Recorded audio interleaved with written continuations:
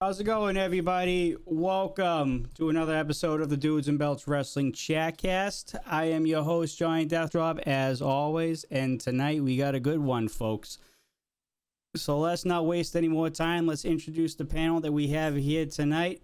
On the top right, we have our resident masshole himself, the one and only Marky Pins.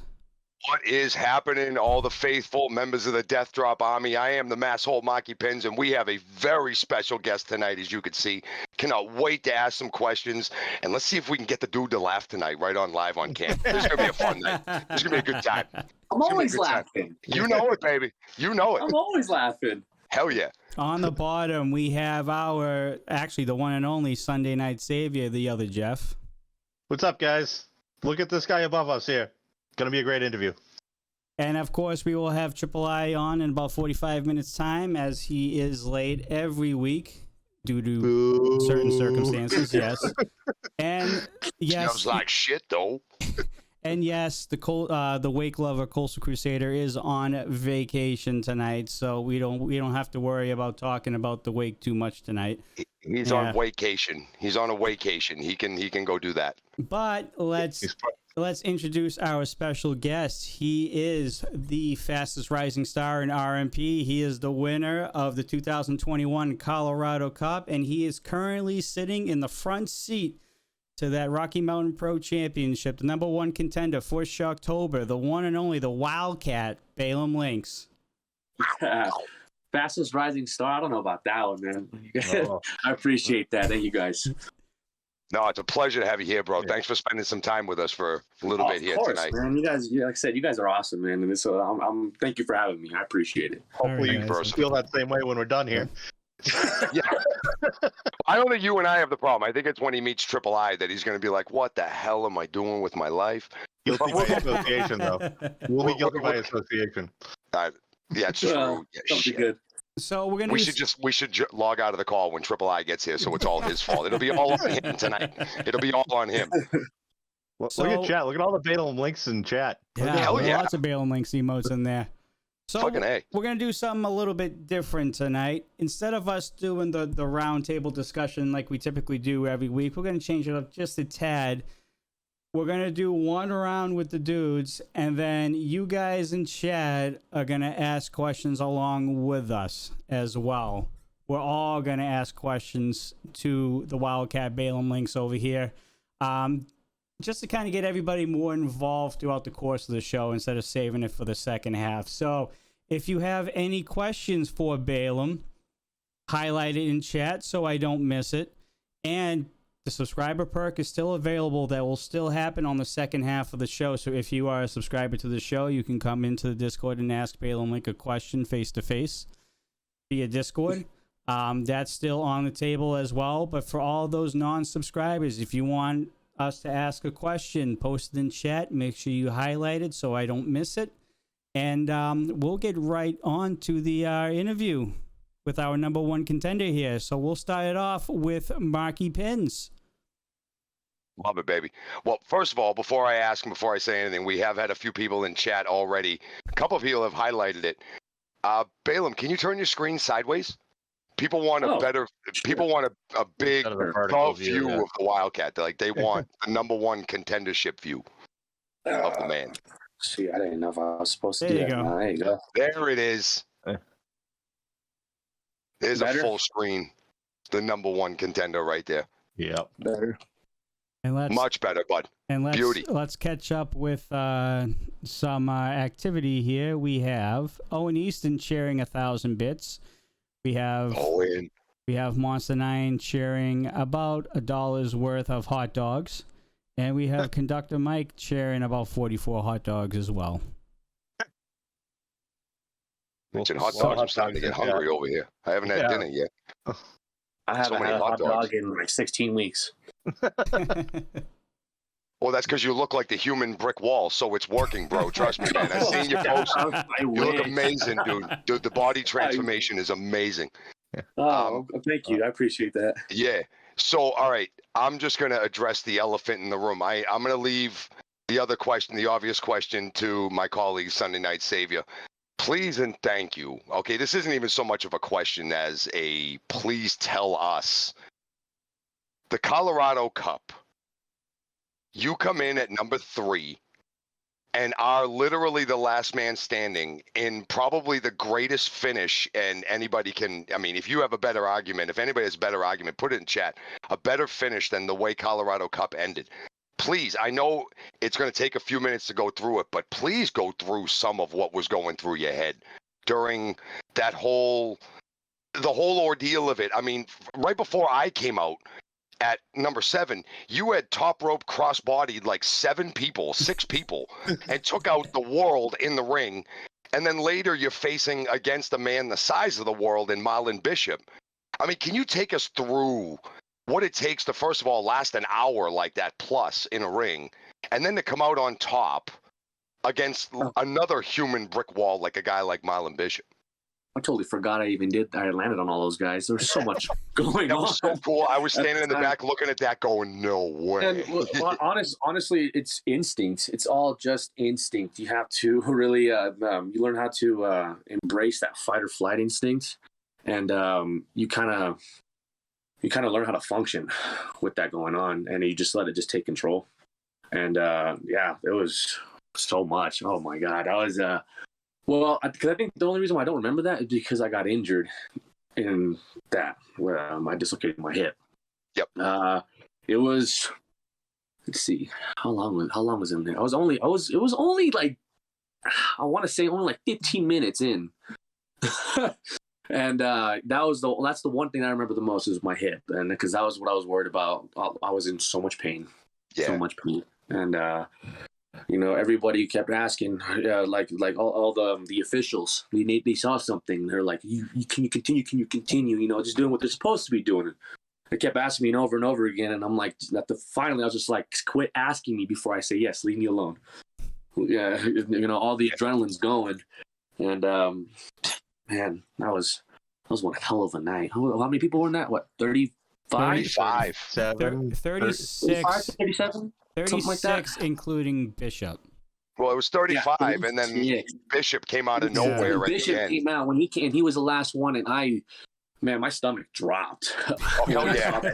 that he came out because I have a lot of respect for Marlon. I love the guy, and I've seen a lot of his work, and I was always just like, I would see him right away, and I'm like, I was just so jealous because he is such a brick wall. That dude's huge, and is genetically specimen gifted. And a half. You know, without a doubt.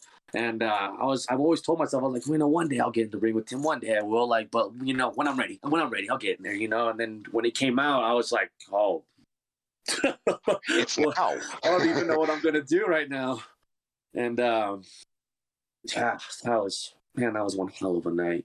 I'll tell you, that was the emotions. The emotions, man. Talk us through just like the last 5 minutes of it when it was just you and Marlon towards the end. I know your hip is hurt and it probably feels like there's a bomb going off in your hip and you're just trying to do whatever you can to survive. But you're also in that last 2 and you know that you have a 50-50 shot of winning this, but standing in your way is Marlon. And then you guys had that tense moment on the outside. Can you kind of like remember that and maybe walk us through like the last couple of minutes of what was going on in the Wildcat? Yeah. Well, I was scared to death. I'll tell you that right now. I was. There was a moment when the last person, when Marlon eliminated the last 2, we look each other eye to eye in the ring, and I was in so much pain. I was completely exhausted. I looked like I jumped in water, and I was just completely drenched in sweat. It was really hard to catch my breath, especially with all the pain. And I'm just looking him square in the eye, and I'm like, this is it. And I have absolutely no idea what I'm going to do because my speed. That was my whole plan with any big guy is my speed and agility, and I'm like, and I am at a huge disadvantage right now because my hip is on fire. And I just had to dig deep down inside and figure and just kind of just go by instinct how to do this. You know, if he comes at me, get out the way. You know, he tries to swing, don't block it because it's gonna hurt you. Get out the way. You know, try to use your momentum against him. Try to, you know, just do anything I possibly can to get him off balance. And that's what it looked like. Like when you guys were in the ring before you guys took it to the apron and where the match ended up finishing. In the ring, he was kind of having his way with you there for the last couple minutes, but you're also walking on one leg. And like you said, exhaustified. You had been in there for so long. Maybe, do you might have think that maybe getting him out on the apron where he might not have been so familiar is, even though you're on one leg, is still advantage you in that moment? Because that may not be where he's used to fighting. No, yeah, definitely. As I mean, I don't know, the man's center of gravity, he's not going to move no matter what. Still a big dude. But you know, it was just like just a series of events that were have that I'm just so used to, and I've adapted to it. That it's just I had to, you know, really think on my feet on what is it that I can do. That's why, you know, he kept throwing me out, try to jump back in, and then he caught me the first time, didn't work out at all, and I was like, I don't know what else to do. Like these big guys, I'm not that big. I just throw myself at them, and hopefully it works. And you know, I got lucky the second time. I caught him with that tornado DDT, and that was at that moment I knew that was the game changer. I did what I needed to do to get him off his game, to disorient him enough to where I can finally do something.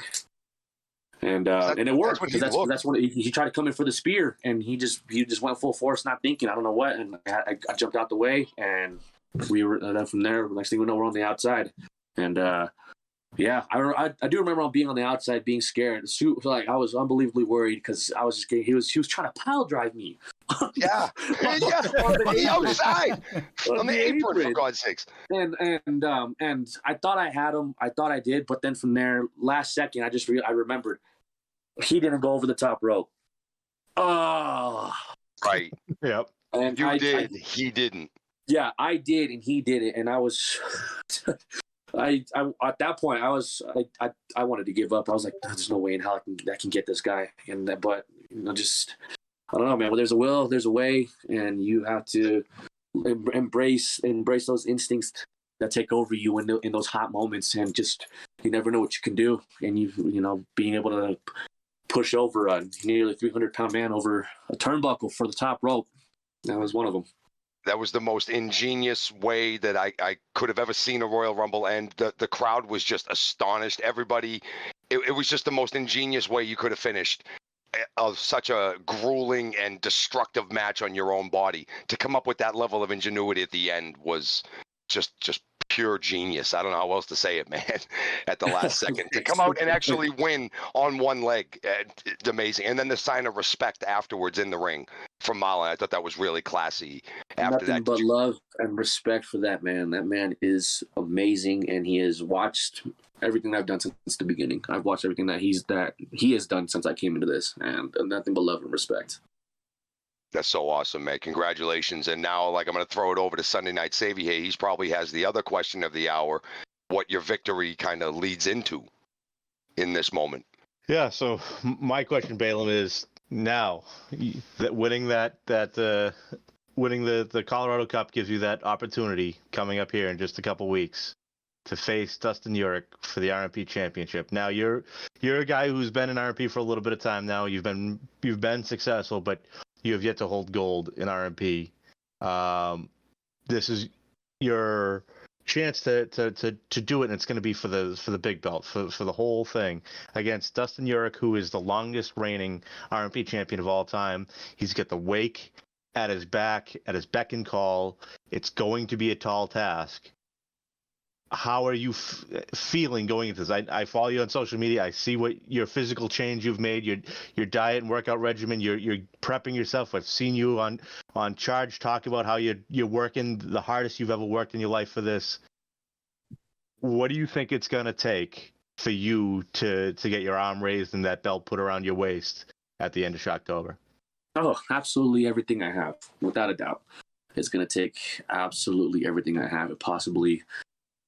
I might need to dig down just a little bit more. There's a reason why Dustin has been the longest reigning champion for a long time. The guy's fantastic. The guy's great. He's smart.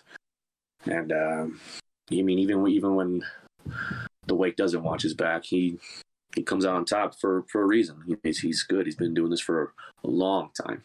And it's it's going to be what it's going to be. It's going to be experience that I'm up against, and that's that's gonna be tough. But I feel like I'm ready to take this step. You know, like you said, I've been there for a while and I haven't hit any gold, and yeah, might as well go for the number one. It's not a bad way to shoot for it, right? You know, you're gonna go for it. Might as well go for the top. You get to the Olympics, you don't shoot for the bronze, you shoot for the gold. Exactly, and I mean, regardless, win, lose, or draw, that's going to be something special, and not just for me, but for Dustin as well, because if he walks away, he without a shadow of a doubt, he deserves to continue holding that title. But if he loses, if he does lose, then he knows that it's time. It is his time, and he knows that that he got beat by someone that's on his game. Well, I look at it. Has anybody said anything about if the Wake's going to even be present or not? Not like it matters to me. I don't care. My game plan's still the same. I haven't heard it. Well, no, Johnny Casanova's in the chat right now in the stream talking a lot of smack, and all I smell is poop in the air, so I don't really take that too seriously. But one would hope, you know, and even go into that, like we saw at Milestone, we saw Damon beat Ronan without the help of the Wake in a fantastic match.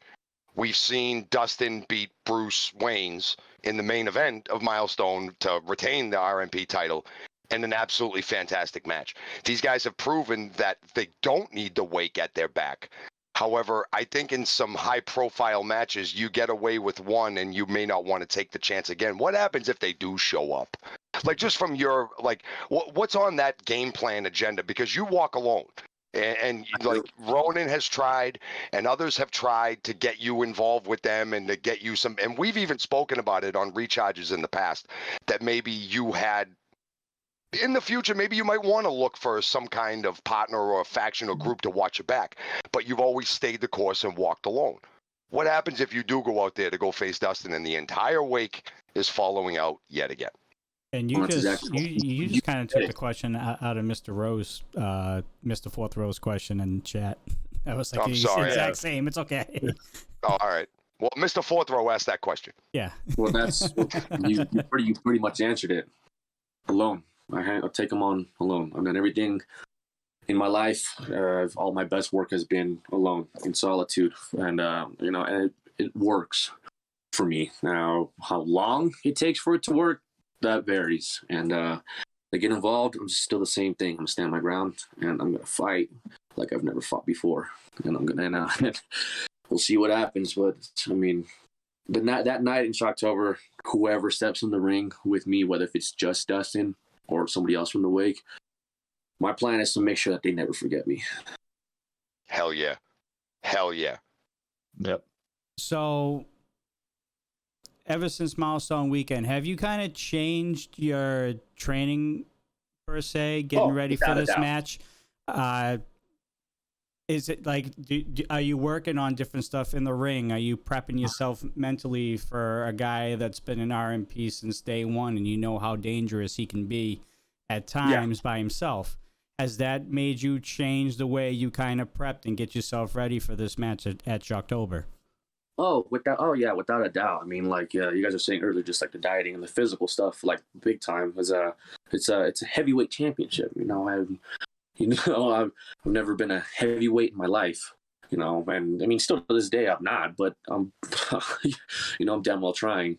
And so, yeah, of course, I'm changing everything I've been doing and learning how to adapt to everything that I need to be doing, because, that you guys said it, they got the best of Ronan one-on-one, they got the best of Bruce Wayne's one-on-one, but they're kind of set in what they do. They don't really adapt and change to the current situation. I do. If staying on the ground isn't working, then I'm gonna jump to that rope and I'm gonna do what I can to take you off bounds. Okay, and if all the flying stuff isn't working, then I'm gonna stay on the ground and then we're gonna get technical. I'm always trying to find a different way of doing things. I don't limit myself to learning just one style of one thing, one certain way. That's the whole part about being an animal. You evolve, and you adapt. And Dustin isn't just going to get a regular wrestler, a regular brawler, a regular flyer. He's going to get everything in one with me.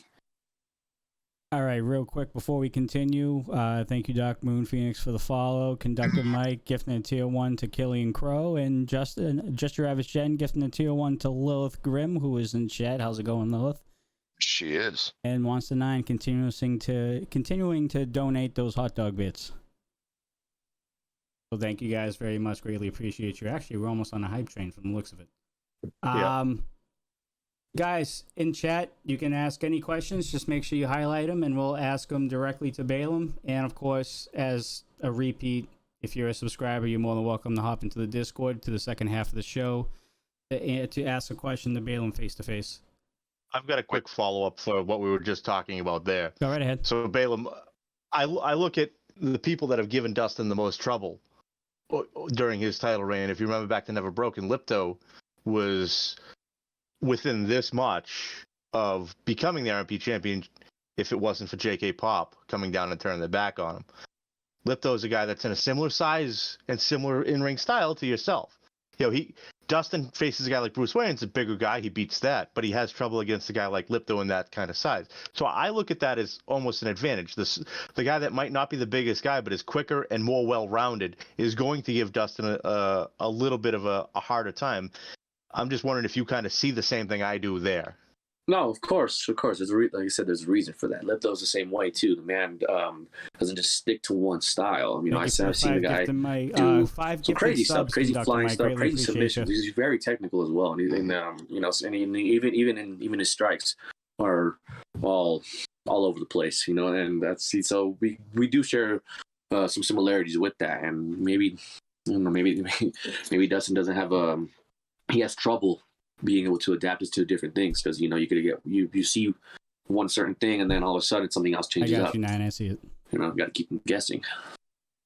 Yeah, I think that'll be your biggest strength in this match coming up because, like we said, we saw Dustin wrestle against Bruce Wayne's at Milestone, and it was a very classic big guy versus big guy match. There wasn't a lot of off the top rope stuff. There really wasn't a hell of a lot of like running the ropes real quickly. But you bring that element in, and Sunday, that was a perfect example of talking about Never Broken with Lipto, that Dustin had a really hard time with Lipto in that match. And if it weren't for the weight coming down and just wrecking everything, you'd be facing Lipto a couple weeks from now. If he had held on to it through Milestone and whatnot, this could be a very different situation. But I think that'll end up being your strength. I mean, and without divulging too much of your game plan, has there been like tape study on Dustin? Has there been just footage study? Like, how do you combat if the weight comes out with him? Yeah, I know you say just walk alone. I get that, but there's got to be some kind of technique or something. Or do you fight fire with fire and maybe? That's a game plan I haven't really thought of. I'm not too open with I guess opening up to a lot of people. There's been a lot of. I knew even as I asked it that this is a stupid question. He's not going to answer it because why would he give up his secret? You're absolutely right, but there's got to be a different game change level that comes into fighting for the heavyweight title as opposed to just having a match one-on-one with somebody else. There has to be some different technique or mindset that goes into it. Oh yeah, make everything count. Every single thing that you do count. I'm not trying to throw him off. I'm not trying to make him lose his balance. I'm not trying to play mind games. No, I'm trying to. Every single thing that I'm going to do is going to be to bring him down. Every single thing. Everything is going to be a kill shot. Every single thing that I do is going to be a kill shot. And if it don't work, on to the next one. If it don't work, on to the next one. Every single thing I do is going to have is intended to be a kill shot. All right, that's going to be important. Damage, just damage. We do have a question for Monster 9. Are you sure? This is going to be interesting. Yeah. Are you sure? Question: what is Baylum's favorite Faygo soda? Never had Faygo in my life. What is that? What is Faygo? That's it's like just the brand of soda. Yeah. Oh, okay. Soda. It's what all like the Yeah, like the ICP type, the Juggalos type kind of drink that. Oh, okay. Like Mr. Happy drinks it all like it's. I bet you he puts it in his Cheerios. Like That's funny.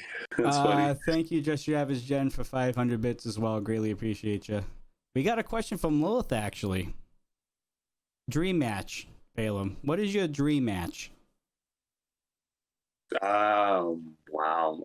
Is this open to like anybody? Like anybody? Anybody. TJP. wow. Love me some That TJP. man is by far like the greatest wrestler I have ever seen. And I take a lot of inspiration from the guy, and you you never know what he's gonna do. He's a fantastic flyer and a out of this world technical wrestler, and he's just the dude floats in the ring seamlessly, effortlessly, and it's just he's amazing. So I think that would be my dream match. And we got A lot one, of people agreeing with you in the chat right here, big time. Yeah. And we got one from Killian Crow. Any up and comers that catch your eye?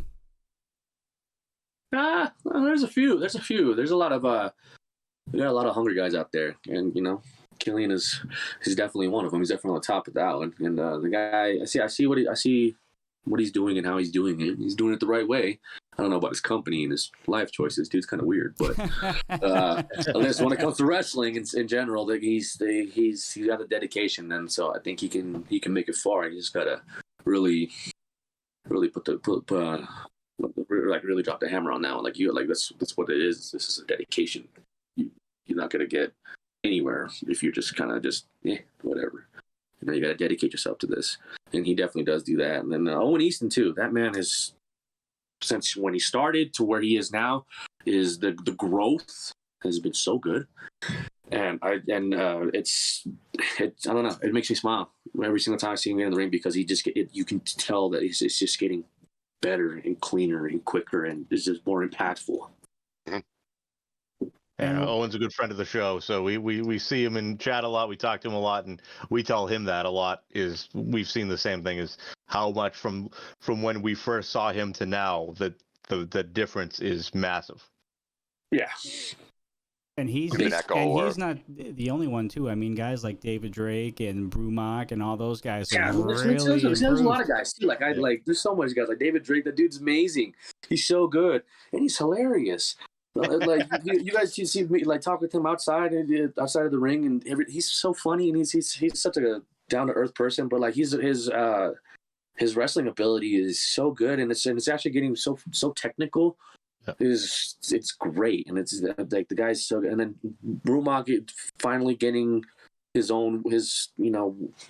fitting in with people, weirdos, but everybody has their thing, and when you put yourself in that environment to thrive, no matter how in what direction you want to thrive for, regardless, you thrive, and you can see it with him as well. We're gonna have one more in chat, and then we'll go around the table again. Monster 9 again with another question. This one's a no. This is a pretty good question. What does Baylum think about facing Dustin, but yet having his old friend Damon Ace waiting and watching like a vulture ready to scavenge the leftovers? What I think about it, that's a long overdue interaction. Actually, long overdue, because we do have history. The guy's made some interesting choices as of late, but hey, who am I to judge? But tell me about it. That's an interaction that is long overdue, and like I said, whoever gets in the ring with me the night of Shocktober, whether if he tries to get in there or not, doesn't matter. The goal is still the same. You step in with me, I'm going to make sure that you remember me, and you will never, ever, ever forget what I did. From the man himself. Oh, yeah. All right, Mr. Fourth Row and Jen, we'll get to your questions next. Let's bring it over to Marky Pins and Sunday. real quick, get them a question in, and then we'll go right back to chat. So go ahead, Marky. Go ahead. So this one is more out of the ring type question, All right. but I've been following you a lot on social media, and I've seen your transformation that you've made to your body over the course. And I know it's kind of obvious to say, well, it was for wrestling, but what was what got you inspired to say, you know what, if I drop this and I get chiseled out, I look better, I feel better. What was, because not everybody gets to that point where they're like, you know what, I'm committing to this 100%. I'm already good at what I do, but I don't know if I can really commit to being the literal physical best me I can. What was it that made you do it? Or is it just Baylum's mindset that says, I'm going to be the best me no matter what? Well, see, that was my mindset going into wrestling, because wrestling was something I wanted to do for so long in my life. Yeah. I just never did it. Other things took precedent, some good, some bad. But that's being the best me has always been my mindset. And I never wanted to, in the beginning, I never wanted to get so over the top serious with like watching what I eat and my counting my macros and, you know, my eating regimen and times and all that stuff. I never wanted to do that because I wanted to still be able to enjoy life. Because getting into wrestling gave me a life that I never necessarily had. And how old am I now? 27. So for these last 3 years, have been a whole new life for me, and I wanted to enjoy it because I never really had, I never had the opportunity to. It all passed me by for so long. But opportunities started coming my way, and I don't know. I guess I never really took them seriously because I never took myself seriously because I was. I don't think I'm like, everybody tells me all these good things and all these praises that they have about me, but I listen to it. I'm like, I don't know. Thank you, but I don't know. I just don't see what you're seeing. And but I mean, just more so because of stuff like that, I guess the stuff that I do, more opportunities started coming my way, and I was like, you know what, maybe I should just. I know I never wanted to do this, but I'll take it seriously, and I will make it work because I want this more than anything else. This is a dream that I've wanted since I was a kid, and if I'm going to do it, I'm going to do it right, and I'm going so that way when and if, well, not if, but eventually everyone has to leave wrestling, but like when that happens, I'm going to walk away knowing I did absolutely everything I could in order to achieve what I wanted to achieve. So I won't have any regrets. That's a huge thing, having zero regrets, being young enough to do what you want to do, putting yourself in the position to be able to handle it physically and mentally and going out and doing it. And I'll say this, you're far too humble. You're a very humble man. You're a very humble man. What you do in the ring, people like us watch you do it, and we wonder how in the hell can somebody do something and make it look so easy. And that's what amazes us. It's not necessarily, oh, he did 3 flips and no, it's just the grace and the effortlessness that you put into it, that you make it look so easy and so fluid. That's one of the things that attracts guys like us more to indie wrestling like this, because you're finding more people that are just pure at it, are more fluid at it, and they're completely throwing their whole mind and body at 110% at a still very hungry to do it level. And you're one of the best that we've seen. So thank you, man. I really do appreciate that. No, dude, that means a lot. Thank you. It's no smoke. It's all 110. Yeah, we all are on the same page there. Absolutely. We were at Marky's birthday party, and Rocky Mountain had a taping going on, and we had it on the TV at the bowling alley, which is where Marky's surprise 40th was, and it was right after Milestone, and it was right before Milestone. I don't remember. It was right after. Yeah. It was a live taping. Yeah, it was like your first match in the ring, I think, after coming back from your hip, and it was a triple threat. It was you, Lipto, and Echo. And that was fun. Yeah, I saw that was the match, and I'm like, stop talking to me, I'm watching. And a lot of people that came for my birthday party stopped and went asking us what Rocky Mountain Pro was, and you were in the ring at the time, and there were just people going, holy shit, this guy's good. Wait, is he going to be on TV anywhere else? And we were like, well, soon. But yeah, no joke, guy. No joke. Hopefully soon, man. I appreciate that, man. Thank you, guys. I really do, man. Like that, man, that means a lot to me from the bottom of my heart. Thank you. Sunday. So my question, I'm going to kind of go, you mentioned like, becoming a wrestler is kind of a childhood dream. So my question is, who is like that wrestler that you watched growing up that was your influence? Who was the one that said, wow, I want to be like that guy?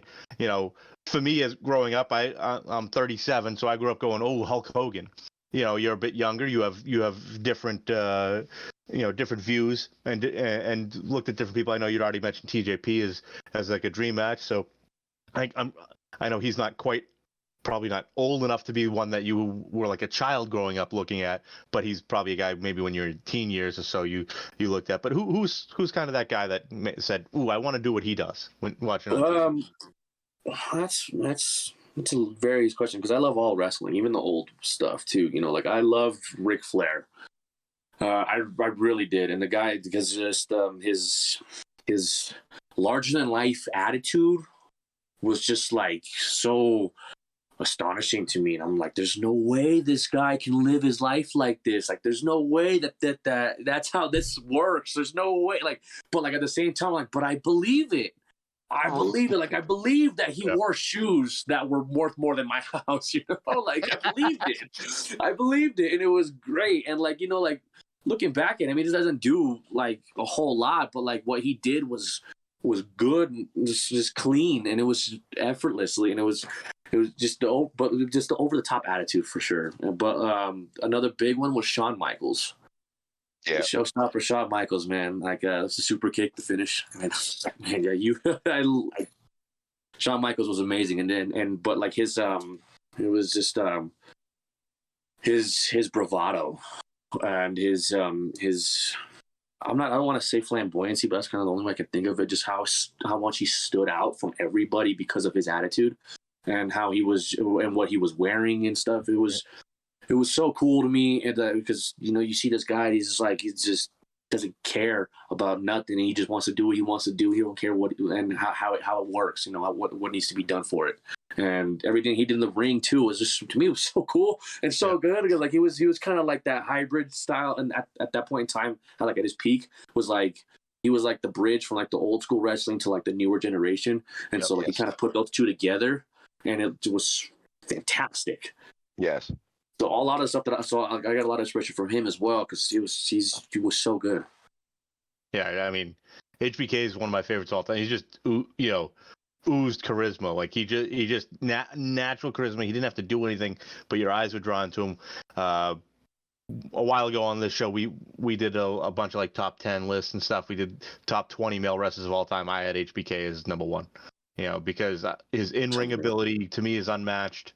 His like selling, offense, everything, and then just like I said, his charisma. He could talk, he could make you laugh, he could make you feel like he's gonna kick your ass. He's gonna do everything. Oh yeah, without a doubt. Like he said, he just didn't have a care in the world, and when it was time to get serious, he got serious. When it was time to just be normal and just be funny, whatever, he did it too. Like it was great. It was always so entertaining. You put it very well, though, when you said Shawn was very much the hybrid between the old school and the new school, between the older, larger-than-life characters, like the Heartbreak Kid, right? But his name was Shawn Michaels, which, as we know now, coming into this era, more people than not are going by their regular names instead of, Earthquake and Warrior and things like that. They're going by an actual name. Yeah. And Shawn kind of was very much Shawn. Guys like him and Bret Hart and things, I feel, were the characters that were bigger than a lot of others that kind of trended going forward for guys like John Cena and Randy Orton and such. Yeah. And it's funny that you do mention Shawn Michaels, because there's been many times that we've spoken about you on the podcast, and we can see a lot of influence in you from him. There's a lot of it, and it shows.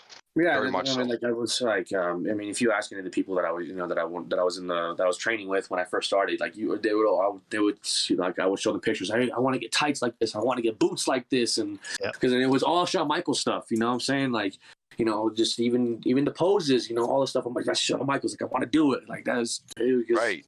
He was, I don't know, dude. He was so good, and just his attitude was just so genuine, because you can tell you just knew when somebody had it, and he definitely he had it. All right, we definitely got a handful of questions in chat. We're going to start with the first one up at the top, Mr. Fourth Row. Question: what does it feel like when Baylum is mentioned that he's the top or close to the top of the next young guns in wrestling? Oh, no, there's no way. there's no way. No way. Oh, my God. That is actually the host of RMP Radio as well. Yes, Yes. Great guy. Amazing dude. Very much so. I'm having trouble wrapping my head around that because there's no way, man. Like I don't know. There's so much people. There's so much good wrestling out there. Like I watch a lot of indie wrestling and and even the TV stuff. Like Impact. I watch a lot of Impact and stuff. And these guys, like what people do now is unbelievable. They were like these athletes are just.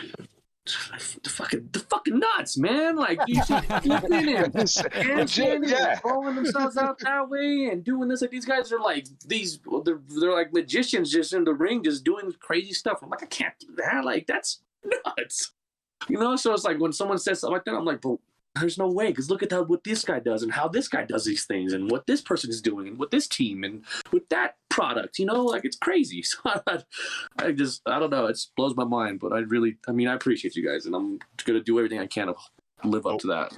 What I got to say to kind of be the opposite of what you just said is like, oh, this guy's doing this crazy flip and this handstand and stuff like that.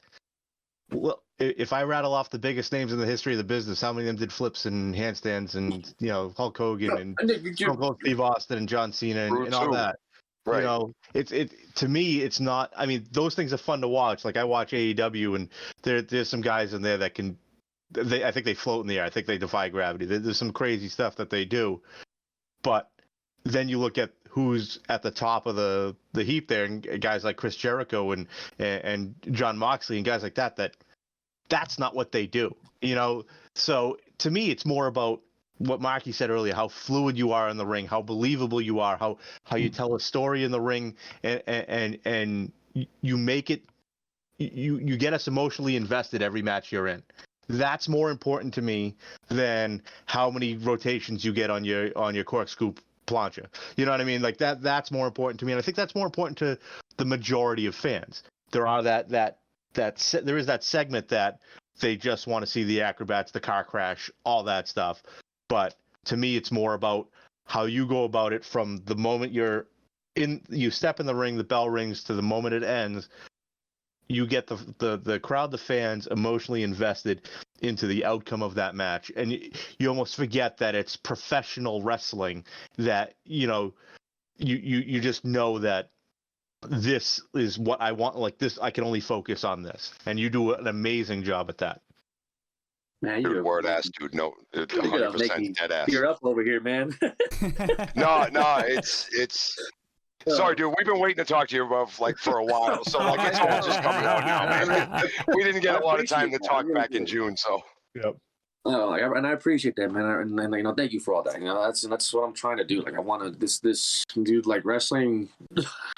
I know you've heard there's like a bunch of cliches with that, but like, dude, this gives me life, man. This gives me purpose. This is what every person, every human need. What is it? Was Jack Burrow or something? The function of man is to live, not exist. And that is love that. That is honestly love that. like a quote that I live by, because it is true. So many people here just live life, just letting it pass by them. They're too scared to take opportunities. They're too scared to do anything because they don't want to fail, or they just want to play it safe, and they just sitting there just pissing and moaning all life and so unmotivated and so just not happy. It's like, how can you live like that? We need purpose. We all need a purpose. It doesn't matter what it is. It doesn't matter what it is, how dumb it is, how stupid it is, how expensive it is, how far you have to go for it. We all need purpose because it gives us happiness and it gives us drive and motivation. And wrestling has helped breathe a new life in me. Purpose. It's giving me purpose because I want to do so much what I can. And I want to get to it the same that it gave to me. It gave me new life, and I want to try to give it life back. Holy smokes, we have a bunch that just came up. All right. We're going to try and get through all of them, Chad, I promise. Yep. We got one from Just Your Average Jen. Baylum, how did the Lynx in particular become your thing? Well, it's funny. That's actually pretty funny. Well, because a lynx isn't very big. It's a big cat, but it's not like big in stature for the most part. And so I got that just because I know I'm never going to be like a huge brick house like Marlon Bishop or some other guys you see on TV. I'm always going to be, one of the smaller guys. So I figured it was fitting. Like it. I thought you were just a huge fan of the old show Thundercats. I love Wildcat too, by the way. I love that. When we were kids, such a good show. Oh yeah. Well, my God. That's the thing. I have a few moves that I call that. Like there's a torture. I haven't done it in a while. I definitely got to bring it back. That's a torture rack power bomb. I call that the Eye of Thundera. Oh yes, yes. All right, so we have one from Jet1294. This actually should be a good one for you, Baylum. What advice would you give to someone trying to break into the wrestling business?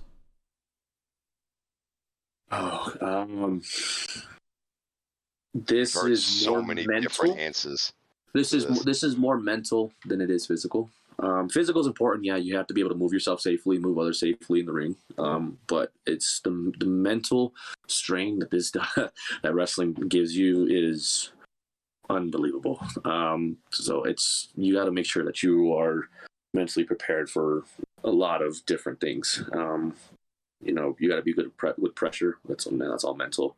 You have to be good with rejection, about 90% of the time. Just feeling like you're never adequate enough. That's all mental. I mean, everything is mental in this game, with the majority of it. So you have to be really make sure that you're fine and you're good with that. And so just do what I don't know. What I did works. Just stay as positive as you can, and it definitely does go a long way in wrestling. There you go, Jet. Yep. Next one, Killian Crow. Favorite match of all time? Ooh, that's a tough one. Oh man, that's a good one. Hard one. I would say, man, that's a really tough one. That was really hard.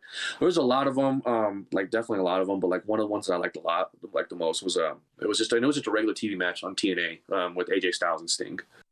Because it was I love Sting as well, and but AJ Styles he's amazing. Really drew me in because I wanted to be wrestling for a long time, but I was like, I'm never gonna be as big as these guys. Like, there's no way in hell I can do this. But then once I found the X Division in TNA, and I saw that these smaller guys are doing this, and they're doing this so fantastically, and it's just so exciting. I'm like, I can do this. That I can do, and it really helped motivate me even more because because at first I was like, there's no way, but then I saw that I was like, there is a possibility. With that I can. And AJ Styles was at the top of that, so I loved him. So seeing two of a newer inspiration and an older inspiration come together to do a match, and how they put that match together where AJ really did did a lot of older stuff for Sting, and Sting was not afraid to do a lot of the newer stuff for AJ, and it was great, so good. But just a clash of styles, and it worked so well. Yeah, clash of styles. he should name a move after that. That'd be pretty clever. Exactly. I was never a huge TNA fan, but when I tuned in, it was for AJ Styles and to see Sting, because I was a big Sting fan in WCW, and then when that went away and he didn't join WWE, I thought I was never going to see Sting again. Then he kind of hops in TNA. We saw that. So those two guys were the biggest reasons I tuned into to TNA. A little bit of Samoa Joe and Samoa Joe's great too. Yeah, God, good. They had such a good go. If you look back now to 2005, 2006, 2007 TNA, their roster was amazing. absolutely I stacked. was watching it every God, single it was week. I was great. so into TNA in those days, man, and other God, I people loved it wouldn't so give him a much. chance. That roster was crazy fire, dude. Every For night real. was a pisser show. It was so good. For real. If Like, you're a real, I never stayed up or like went out of my way to watch, Raw or SmackDown, but I was like, I went out of my way to watch TNA because I love that. It was just so different. It was just, it had a way of just drawing you in. It was great. if you're a real TNA fan, you should listen to the Jeff Jarrett's My World podcast with Conrad Thompson. Talks Yeah. a ton of TNA stuff. Whether it's like just the business of how they made it work, and to going over pay-per-views and going over how they signed this guy and how they did it. Like, there's a lot of intricate things about TNA that I had no idea about, and I've been listening to this for it's been on since May or June or whatever, and it's really, really cool and entertaining stuff. And they do deep dives into like real granular crap about the vendors they were using and how they couldn't pay them at a point, and because of certain things, and it's really, really interesting stuff. So if you don't listen to it and you are a TNA fan, I do recommend it. All right, we have a question for Mr. Fourth Row that kind of pertained to a past conversation that we were talking about with Damon Ace. I was hoping you'd get to this question. I was, yeah. I'm just going down the line here, and I know we still have a couple after this. Mr. Fourth Row says, so Baylum is saying with Damon Ace, there has been a genesis. Yes. There was a time when we did get on the same wavelength as was when it comes to attitude. I was a little angrier at the time, and we decided we wanted to do this faction, this team called Genesis, and I don't know. Maybe if the man changes his ways a little bit, the way we'll have it go on later on. But we were so young and just in the business, and we're so gung ho for it, and it was like it's like a wolf pack thing, it's for life. Yeah. He spoke very briefly about that too. We had the wake on about a month or so before Milestone. We had the whole wake on. And he spoke very briefly about that situation because there was a picture that had made its way around social media, and I saw it, and I had to ask him the question. And he spoke briefly about it, but he had said that basically exactly what you said about Damon, he said about you, that your life choices took you in a different direction. Yes. It didn't align with what he wanted. And those things are blatantly obvious now. I mean, the both of you are at the top of your game. Right now, it's very hard to deny. I don't like the man, but I do respect Damon Ace for what he has done and accomplished. I don't like him as far as I could throw him, and I can't throw him, so I just really don't like him. But at the same time, you have come on the other side of that moral code of things and are bringing your way up at the same time. So even separate, you're both having an enormous amount of success in your own rights. Do you feel like maybe there's a collision course someday, somehow down the line? Without a doubt. Like I said, that's an interaction that's long overdue. All right, we have one from Monster 9. An interesting one for sure. So, do you see yourself in AEW or Impact or possibly New Japan? And he put in quotes, broken kayfabe from 9. I see you there, kid. Keep going. We support you 100%. Yeah. Sure you're supposed to read that part? I love 9. I love 9. He's such an amazing guy. It's helped me out a lot. He actually really helped me nurture some injuries, actually, because the man's been around for a long time. And great guy. But yeah, that's the goal, man. If you're in this and you're just doing wrestling school or working the indies or whatnot, I don't get how you cannot do this and not want to get a contract from somebody. Doesn't matter who. You want wrestling to be your livelihood. All you do is wrestle, and that's the end goal for me. I have a lot of high hopes for Impact because, like I said, we talked earlier, TNA was amazing. I grew up watching that. It really gave me hope myself in wrestling, so I would really, that's like my dream company to work for is Impact. But I mean, who knows? It could be somewhere else. It doesn't, and that's just, that doesn't matter to me. It doesn't matter where. I just want to wrestle, and I want to give this sport, this business, this crazy world of wrestling. I just want to give it everything I can. Well said. We do have one from Remy D. Baylum, when are you gonna let me bedazzle your ring gear?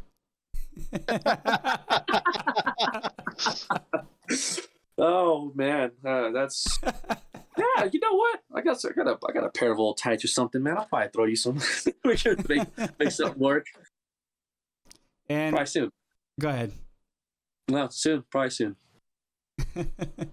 All right, I think that's it for the questions in chat, so we can do another round with the dudes. I do want to mention, though, there has been multiple, and I don't want to make you blush, Baylum, but there is multiple hashtags in chat right now that says hashtag sign Baylum and hashtag Baylum's the future. And that's coming from not only fans, but from your peers as well. Truth. God, I just hope I can live up to those expectations, man. As you know, I have high hopes for myself, and I try to, and I push as hard as I can. You know, life hasn't been very kind to me before I found wrestling, and a lot of it was my own doing. But you know, nothing has been able to stop me yet, and I'll just take that, man. I just take that go-getter attitude, that never say die attitude, and hopefully I can make something of this. And I appreciate all the support from every single one of you guys, whether I know you or not, we're friends, we're not fans, that doesn't matter. Thank you from the bottom of my heart. Like you guys are well down that road of kicking ass and continuing to kick ass. Like, you guys are literally the driving force for me, you know, because I probably would have hung it up a little bit ago for many different reasons. You know, I gotta work twice as hard as a lot of these people, man. I'm not some big dude. I'm not some person you see right away and you're like, whoa, this guy. Like, I'm I gotta work hard to make something, make me stand out, to do something impactful here in wrestling. And it's an uphill battle, and it's, God damn, it's been so hard. Yeah, so you guys, just thank you. I appreciate you guys. It's paying off, dude. It's definitely paying off, man. We see the hashtags in the chat. We hear the people cheering when you come out. I mean, we see the looks on the kids' faces when you come out and they see Baylum in the ring.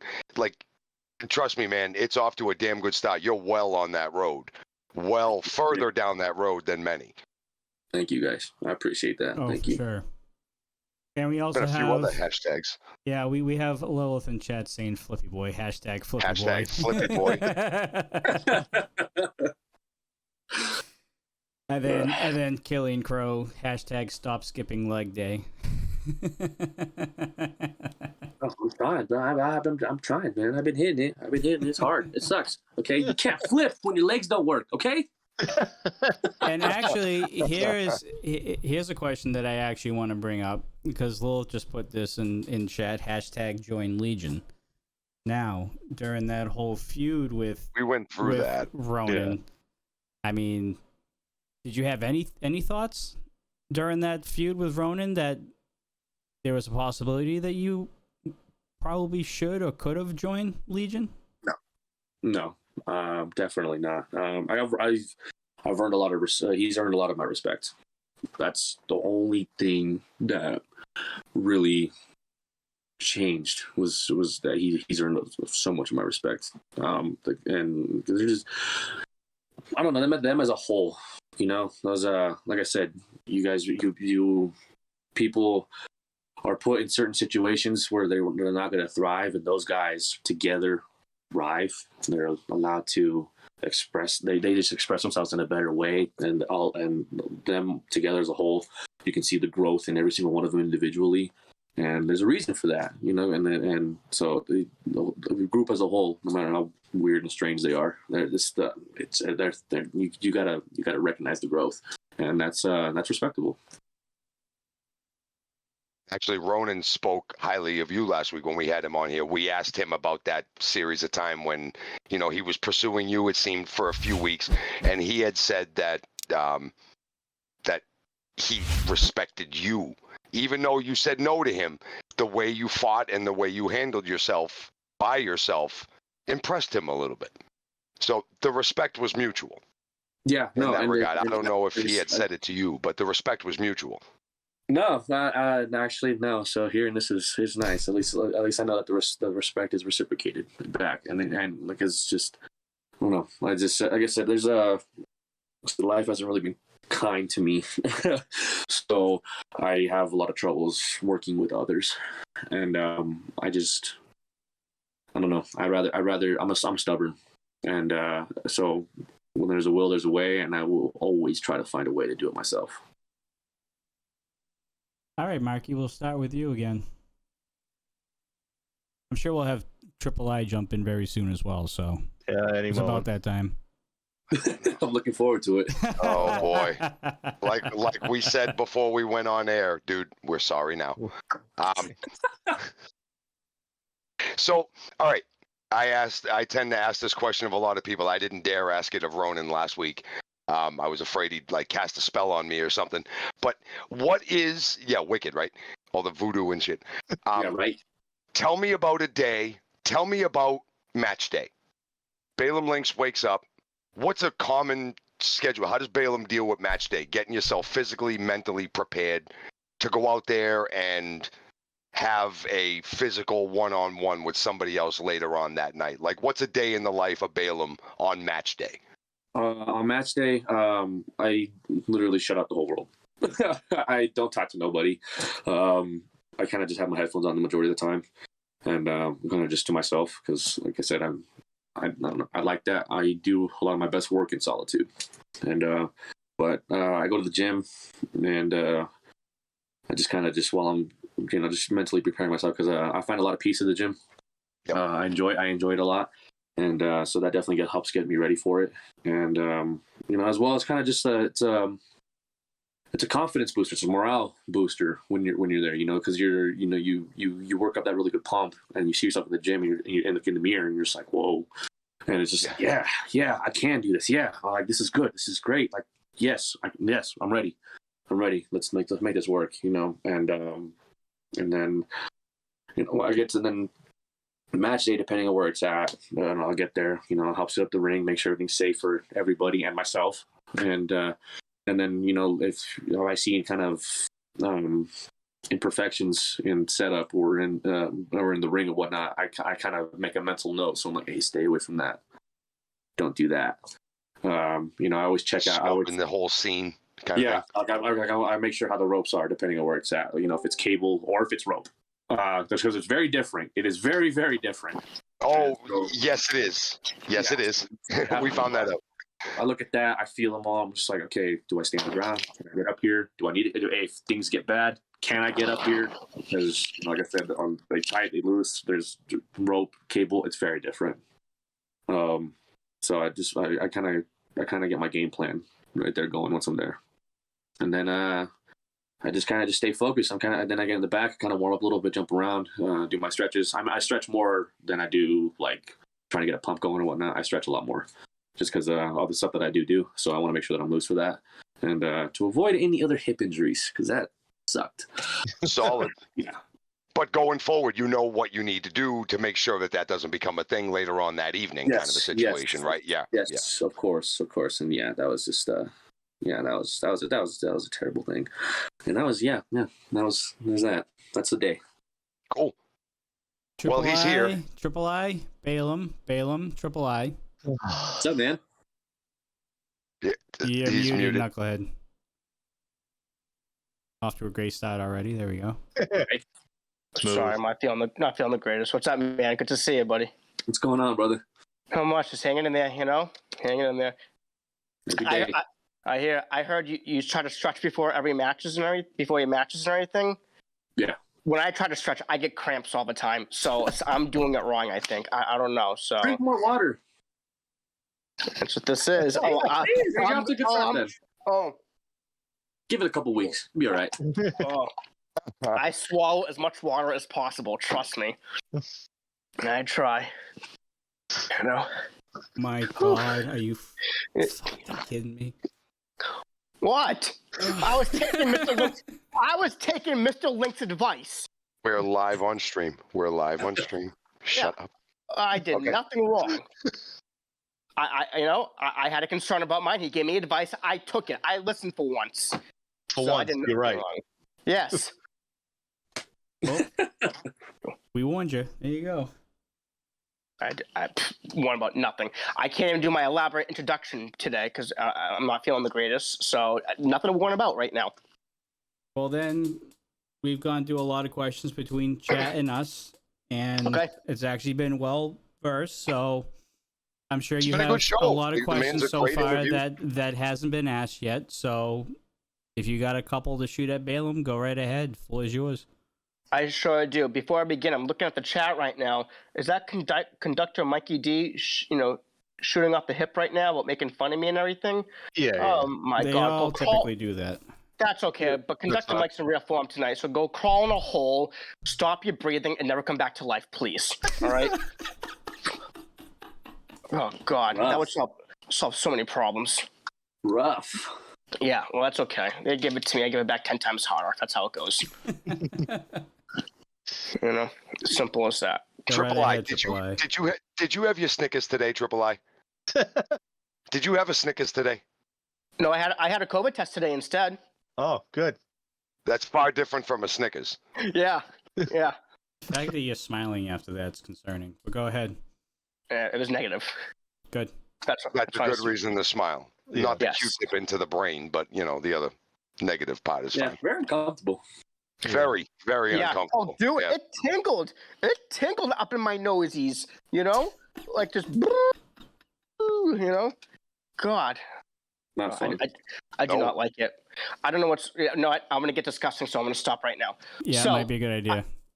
So I know you said you guys asked some really good questions to Baylum. Were you guys just talking about the Colorado Cup and his injury? I'm assuming. That's how we opened. Yeah. Yeah, I figured. So obviously one of my questions is, it's pretty unanimous, Baylum, that everyone sees you as the rising star, the future of RMP, which I will not disagree with. Okay, in your opinion, who, not including yourself, obviously, who do you see as a rising star in RMP and the future as well, along with you? Oh, like I said, there's a lot. We kind of talked about this a little earlier. Like I said, damn it. Those guys are just those guys are good, and they're like dedicated to what they're doing. Like they work hard, man, and that's that thing. The roster works so hard, and it's a good environment to be in because we're always pushing each other. And so those two guys just pop in my mind right now because we're good friends, and we talk, and I try to offer as much as advice, and they help me out with a lot of things too, actually. So it's Chat, you did not ask that question in chat. Yes, he did. Yes, he did. Every time we have a guest on, except last week, he had no balls to ask it last week. No, of course not. Baylum Lynx, do you know what shelf milk is? Yeah. Do you know what shelf milk is? Shelf milk. No. Shelf milk. No, Good. Nobody else does either. Yeah. Just ask Echo about it. If you have any questions about it, talk to Echo. Yeah.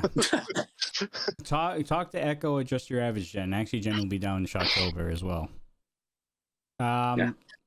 Monster 9, one more question.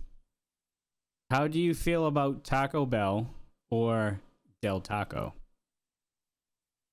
Don't eat it. There you go. Don't eat it. It ain't gonna make you feel good. Tacos always makes me feel good. Yummy in my tummy. Not Taco Bell though, man. That is like that and X-Lax should be on the same aisle of the supermarket. Like homemade tacos, delicious, fine. Yes. Not Taco Bell. No. Agreed. Right, no. But the cheesy Fiesta potatoes are really good though. That's probably why you're feeling like shit right now. No, they don't. I haven't been to Taco Bell in probably close to like over a year. God. Oh, good for you. Yeah, Thank you. it's still festering in there though. Yeah, Probably I'm sure. there's still this little like ball of rubber It lingers. somewhere in your intestines. Yeah. Yeah, I don't know. Pieces of it break off here and there. So cool. We will see. So I guess all right. So my next question is, hopefully they haven't asked you this yet. Who is the toughest opponent you have faced so far in RMP? I don't Oh, think We with did that- not ask that question. Huh? Without a Yeah. doubt, Bob Evans. I'm sorry, say that again, Balaam. We were all talking. We screwed it up. Bob Evans. Bob. Oh, Oh, yeah, he's You guys saw brutal. that, right? He is brutal. yeah. Dude, Yes, we do.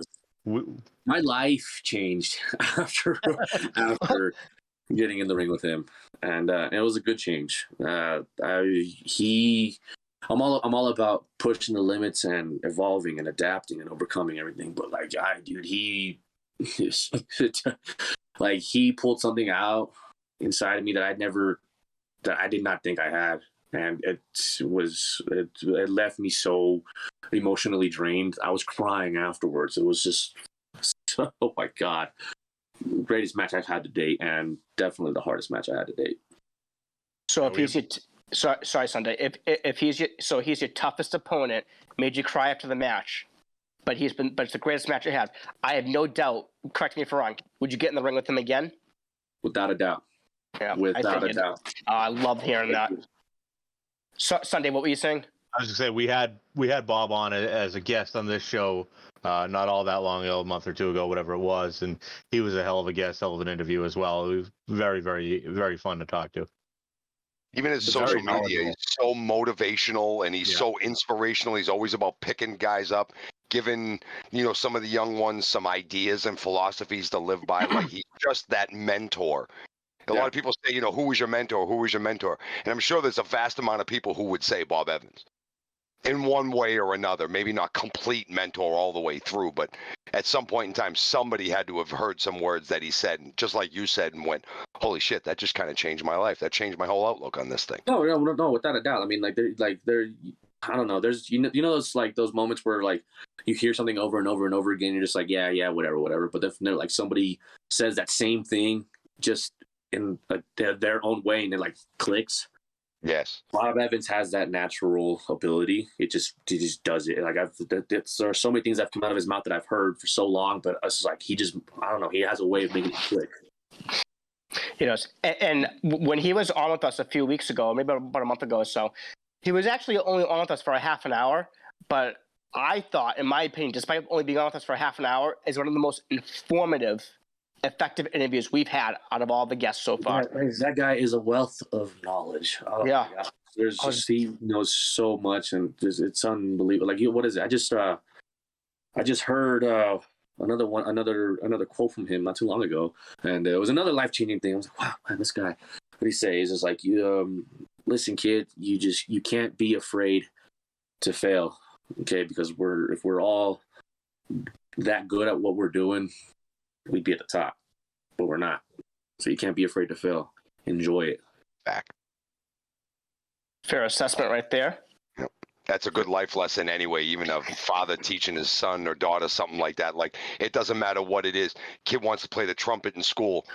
Daughter wants to go into gymnastics. You got to risk that jump. You got to risk getting on stage and failing. You'll learn more from the failure if you do fail. You have that opportunity to learn and get better and make next time even better and then even better after that. It's important to learn how to fail to some extent. You need to learn victory and success, but you have to learn how to lose first. It's very important. Exactly, because you'll know next time you get in the same predicament, like what mistakes not to make. So Damn straight. I do it. I fail in life all the time. That's why I'm a huge success right now. So My man. yeah, absolutely. Never mind. I don't even want to open that Pandora's box. Never mind. I don't want to. So, were there any other questions in the chat? Or Rio, do you have another one? Oh, go ahead, Johnny. I got a few more, but go ahead, Johnny, please. So I just want to point out that Monster 9 gifted a tier 1 sub to the community. Thank you, Monster 9, along with another 20 bits.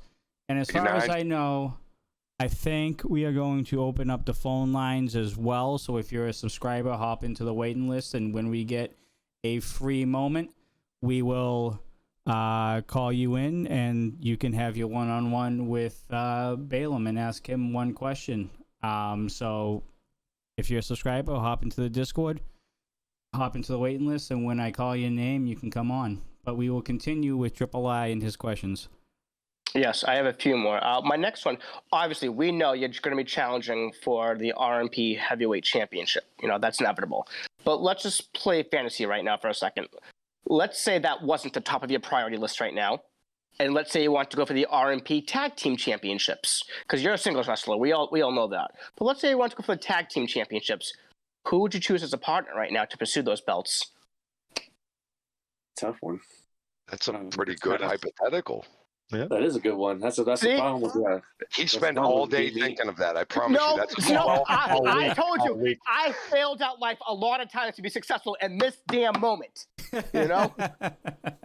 Oh, see, that's a funny thing about failing. I guess I don't know. I failed to open myself up to people or accept people's help and stuff. So it's like that shot me in the foot with this question, because I kind of need that in order to have a tag partner. That's damn, that's a tough one, man. You know what? Nah, dude, I know who it would be. He'd be Orin. God, I love that guy. Yeah. Oh, God, yeah. Oh, my God. God, he'd be Orin. I love that guy. Oh, man, we had a banger match, too. Yeah, he's a good guy. Yep. He's a good guy.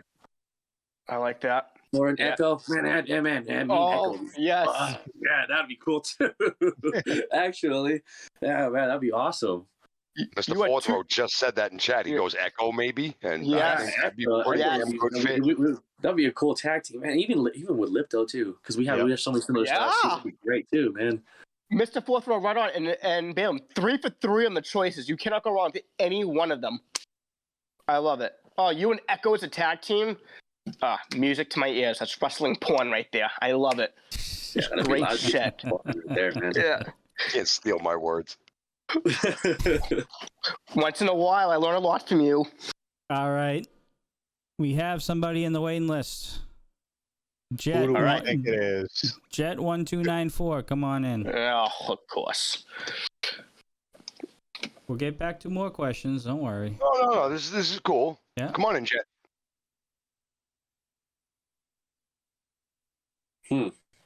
Push the Jet. There we Oh, go. there he is. He's Canadian. Don't worry. It takes him a minute. and special. Canadian internet. Yeah. That's funny. Exchange rate on the IP address, apparently. Hey, there he is. What's up, big guy?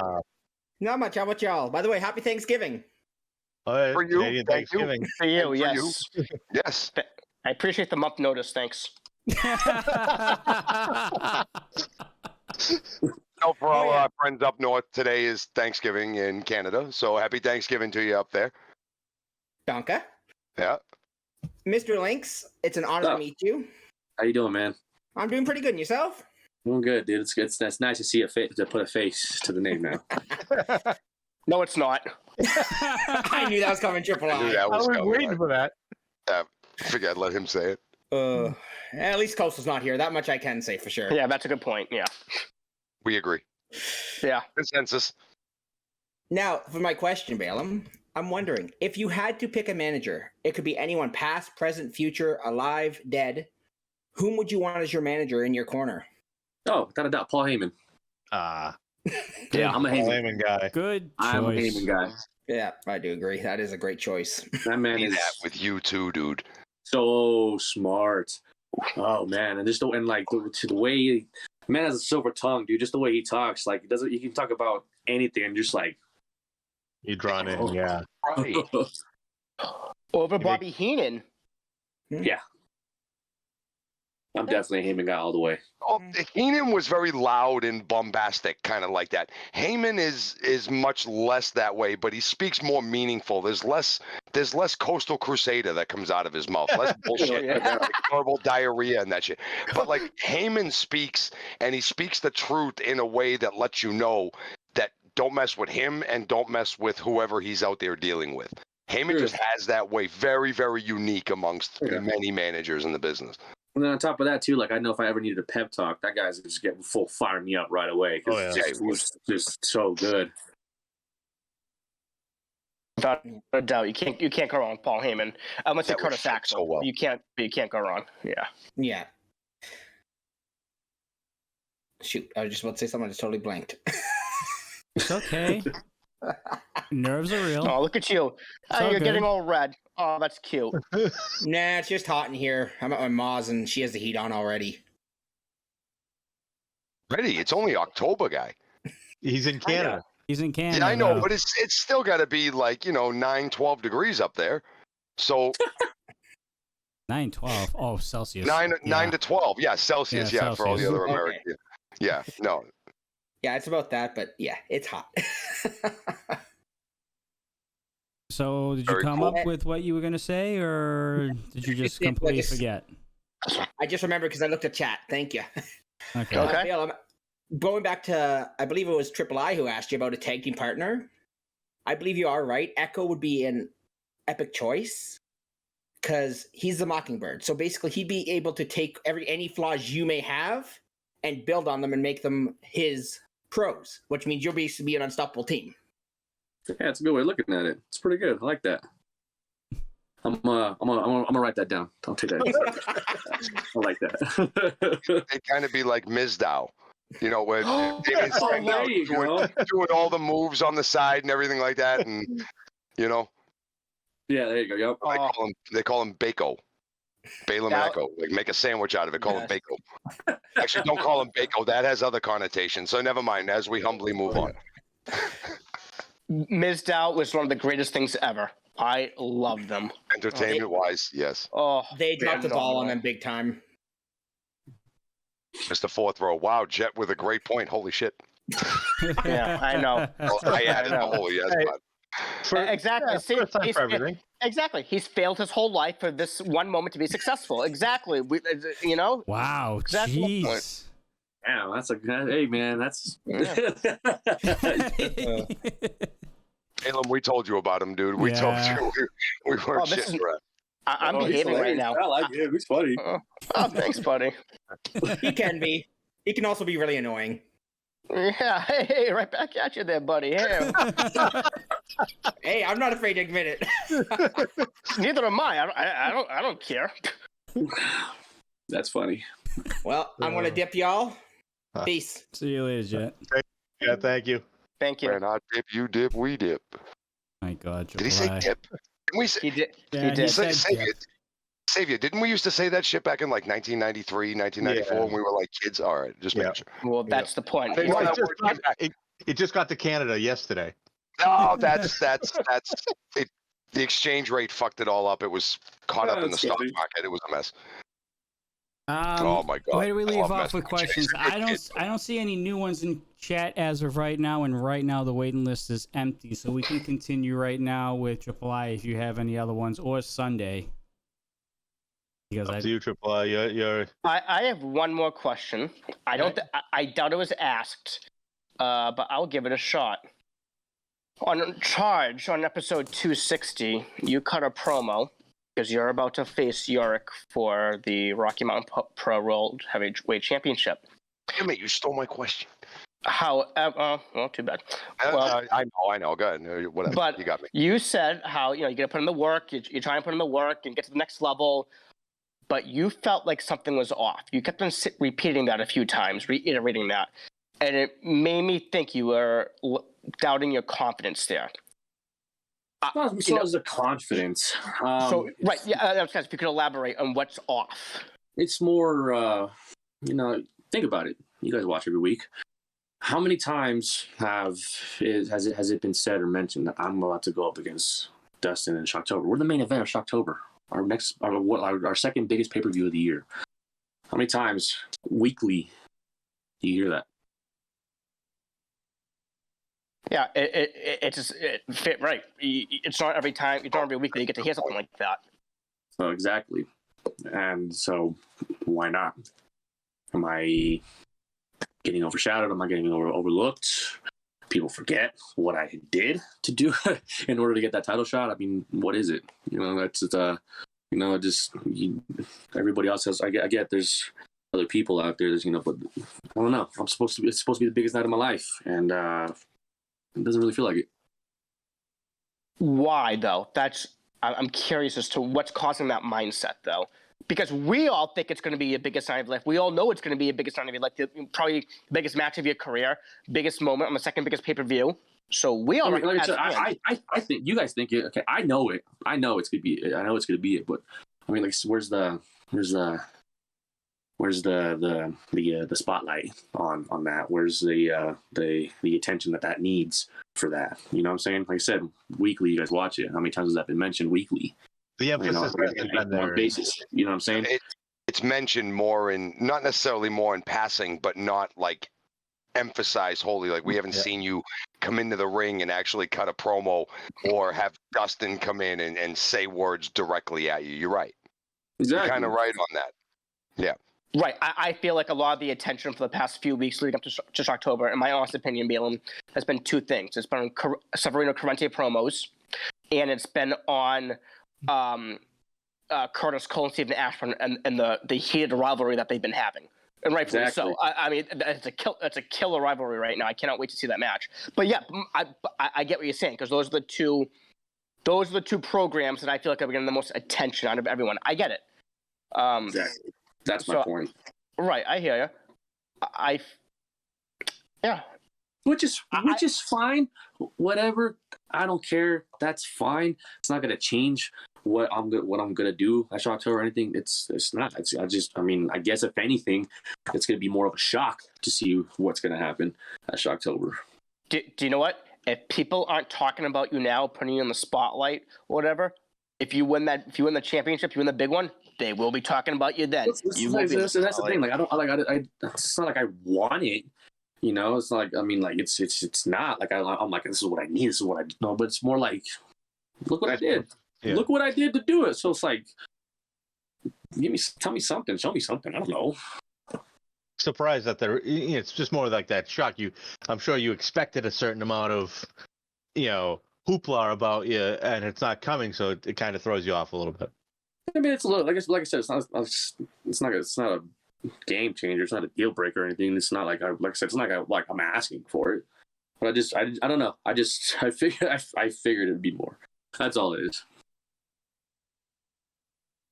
Wrestling for the heavyweight championship. It is the main event, as it's the most. It should be. Your heavyweight title match should be your most important match of the evening, in my personal opinion. Just growing up watching wrestling, you grow to know that the heavyweight title match at the end of the evening is with the two biggest guys in the company. So to build on that, you get the match with Dustin. You have your match. Baylum Lynx wins the Rocky Mountain Pro Championship, right? Where does Baylum go from there as the champion, the number one guy? Being a champion means you're carrying this products. You're carrying this entire product. It's business. It's the company. You're the face of that. And my goal is to give everybody a face that they can look up to, a face that they can draw inspiration from, and someone that they can look at and be proud that that's the guy right there. That's what it is. And defending I don't know how I do it. Defend the belt every week, or I don't know. I would do something to just show everybody that I am the guy that you can be proud of. And sometimes, let's say you win the championship. Sometimes you don't have to have a plan after that. You just go with the flow, and you take it one day at a time, 1 week at a time, and from there, stuff starts to evolve into something. That is very true, and that's. I mean, like, I haven't really put too much thought into afterwards of that. This is the first time I put any thought of that since that question was asked. But I mean, like, I guess I'm just more focused on what's coming. One step at a time. I mean, saying what you were talking about, just being somebody people could look up to, carry it, with an honorable face and just going forward. There's something Rocky Mountain doesn't have right now with the main titles. They're all in the wake, and we've seen them all do very, very immoral things in order to keep their. But yeah, they've been on, and they say, yeah, but we win. Yeah, but we win.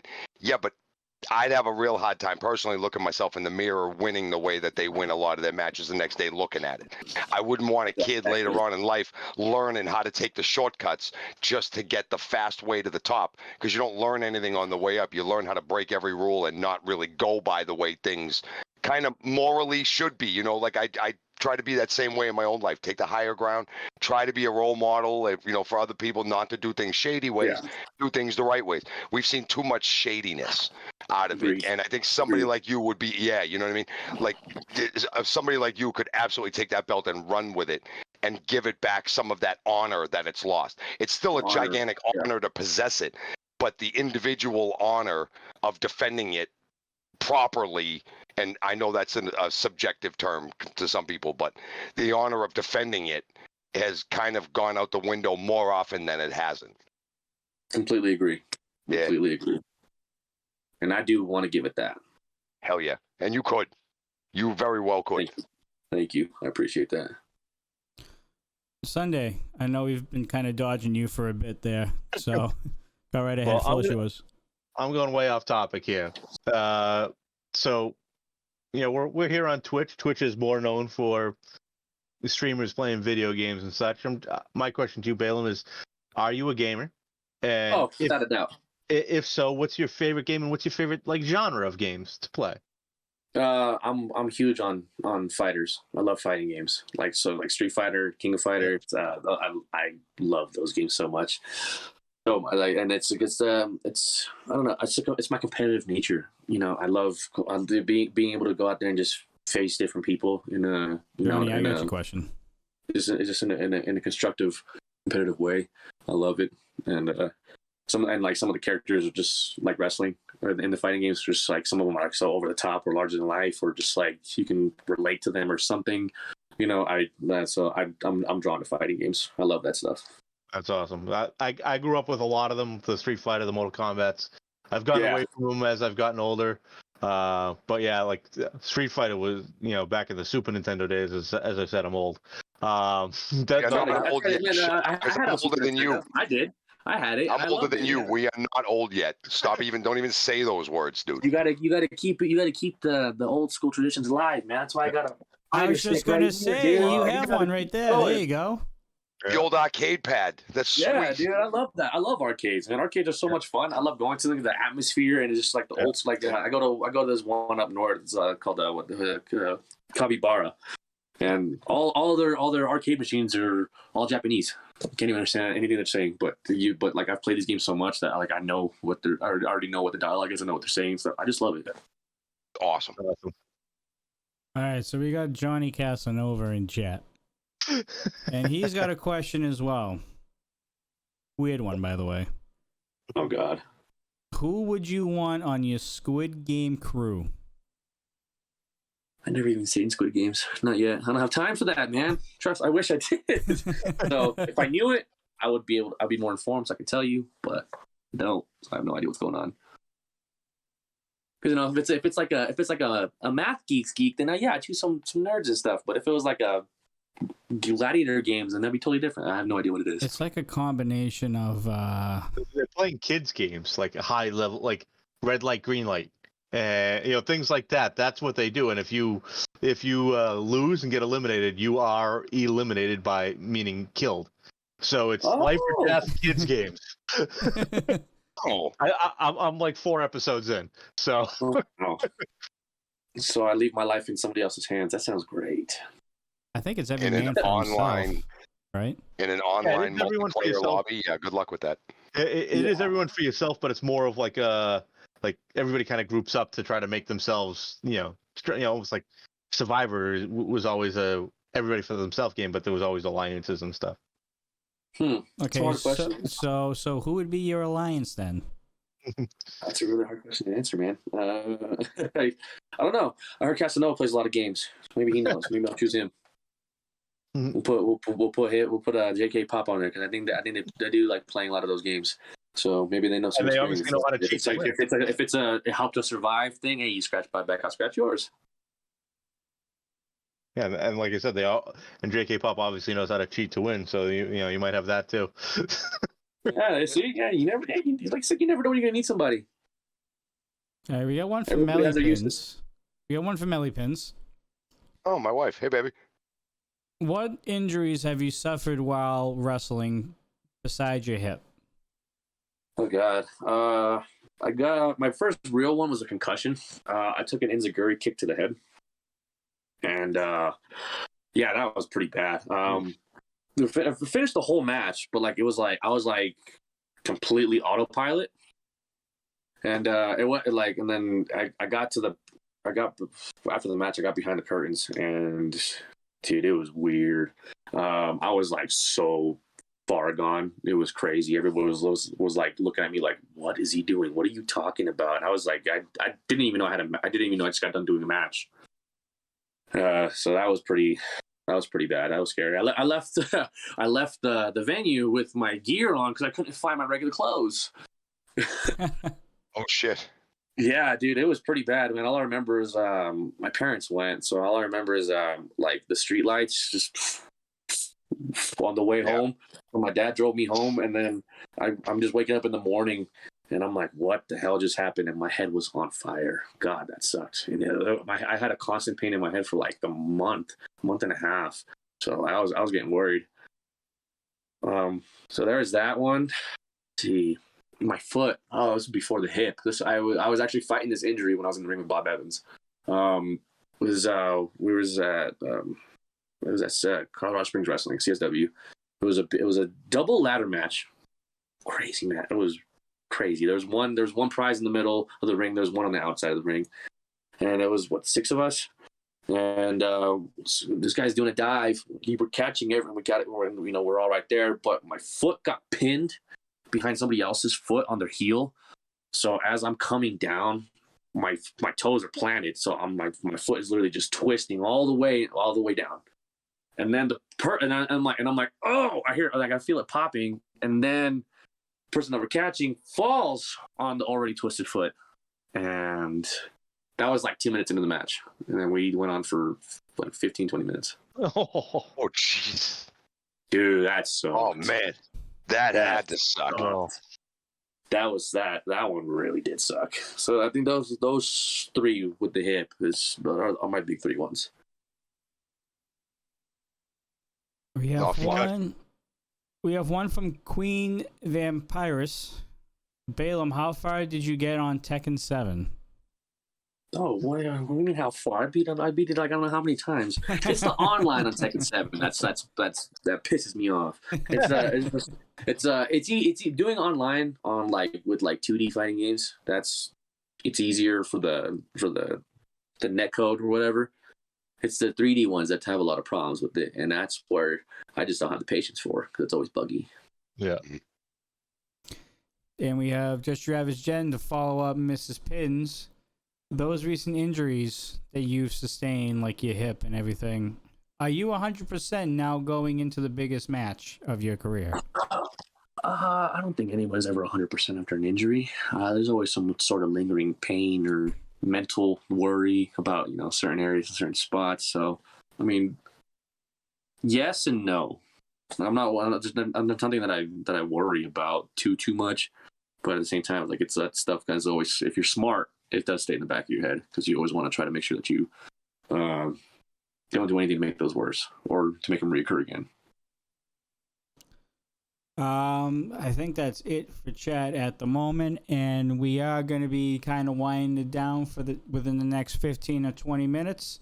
So if you guys are subscribers, this is your last chance to hop into the Discord, join the waiting list, and come ask a question to Baylum face to face. And that's the perk for being a subscriber on this channel. If not, if you're too shy or you just don't have the proper equipment or whatever, you can keep on asking questions in the chat. Just make sure you highlight it. But we are kind of getting ready to wrap up the show within the next 15 or 20 minutes. We'll probably have one more go around with the dudes. and then ask a few more questions in chat, and then we'll wrap it up for the night. So we'll start with Marky Pins. Oh, yeah, this is kind of the last one that I could think of because I would pick in my brain because we've asked you like so many questions, but like before the show, you were like, bro, I love talking wrestling. All right, so let's do it. Wait, hold up. I'm sorry. I apologize. I have. That's messed up. Yeah. What? Johnny Casanova. Oh, him in again? Chat. Yeah. Johnny Oh, Death come Drop. on. Don't show up in Shocktober. Okay, well, that leads into my question. Speaking of mental health and some people having none, how important is, like, when you're going through the day-to-day grind, we understand the physical, you know, the toll it takes and how much rest and recoup and the right foods in the gym and stuff. What is, like, what balances the mental for you? You know, and I'm sure that there's a million answers to Johnny, a million bet your questions ass will from be a at million different Shocktober, people. Don't you worry. But That's like, is it like important. a music? Is it your games? Is it your solitude? Because I find a lot of solace in solitude. Just sitting by myself, getting my head straight. Like we all bowl professionally here, and before we get to big tournaments, like I need that hour or two to kind of wind myself and get myself into the right frame of mind up here. Yeah, You know, no, like, and you're talk about some totally of those right. things. And you're totally right, and like, and all the physical preparation doesn't mean shit if your mental's not behind it. That's so the mental's utterly important. And like for me, yeah, it's a lot of it is my solitude and it's my me time. And I get that with like, you know, watching anime or playing my games. Like that's my solitude for the most part because I don't ever get to do it. I'm always so busy because I'm doing everything I can with all in life. So it's like I'm always so busy. So when I do that, it kind of helps keep me calm and kind of like, I guess I kind of multitask. Like when I'm thinking of stuff or thinking of something or whatnot, like and I'm playing a game or I'm watching something, I take inspiration from everything. And you know, sometimes, you know, the video game character will say exactly what you need to hear, or you'll hear it from some movie or show that you're like, whoa, like that, like, dude, like, I I quote Qui-Gon from Star Wars: The Phantom Menace so many times. One of the best quotes he has, and it gets me by through life all the time. It says, "Be mindful of the future, but never at the expense of the present." And that is a fact. Yeah. Yes. And dude, I got that from Star Wars, man. Like that's why I love being a nerd because I get all inspirations from everything. You never know when you're gonna hear something that you need it. You know. Yes.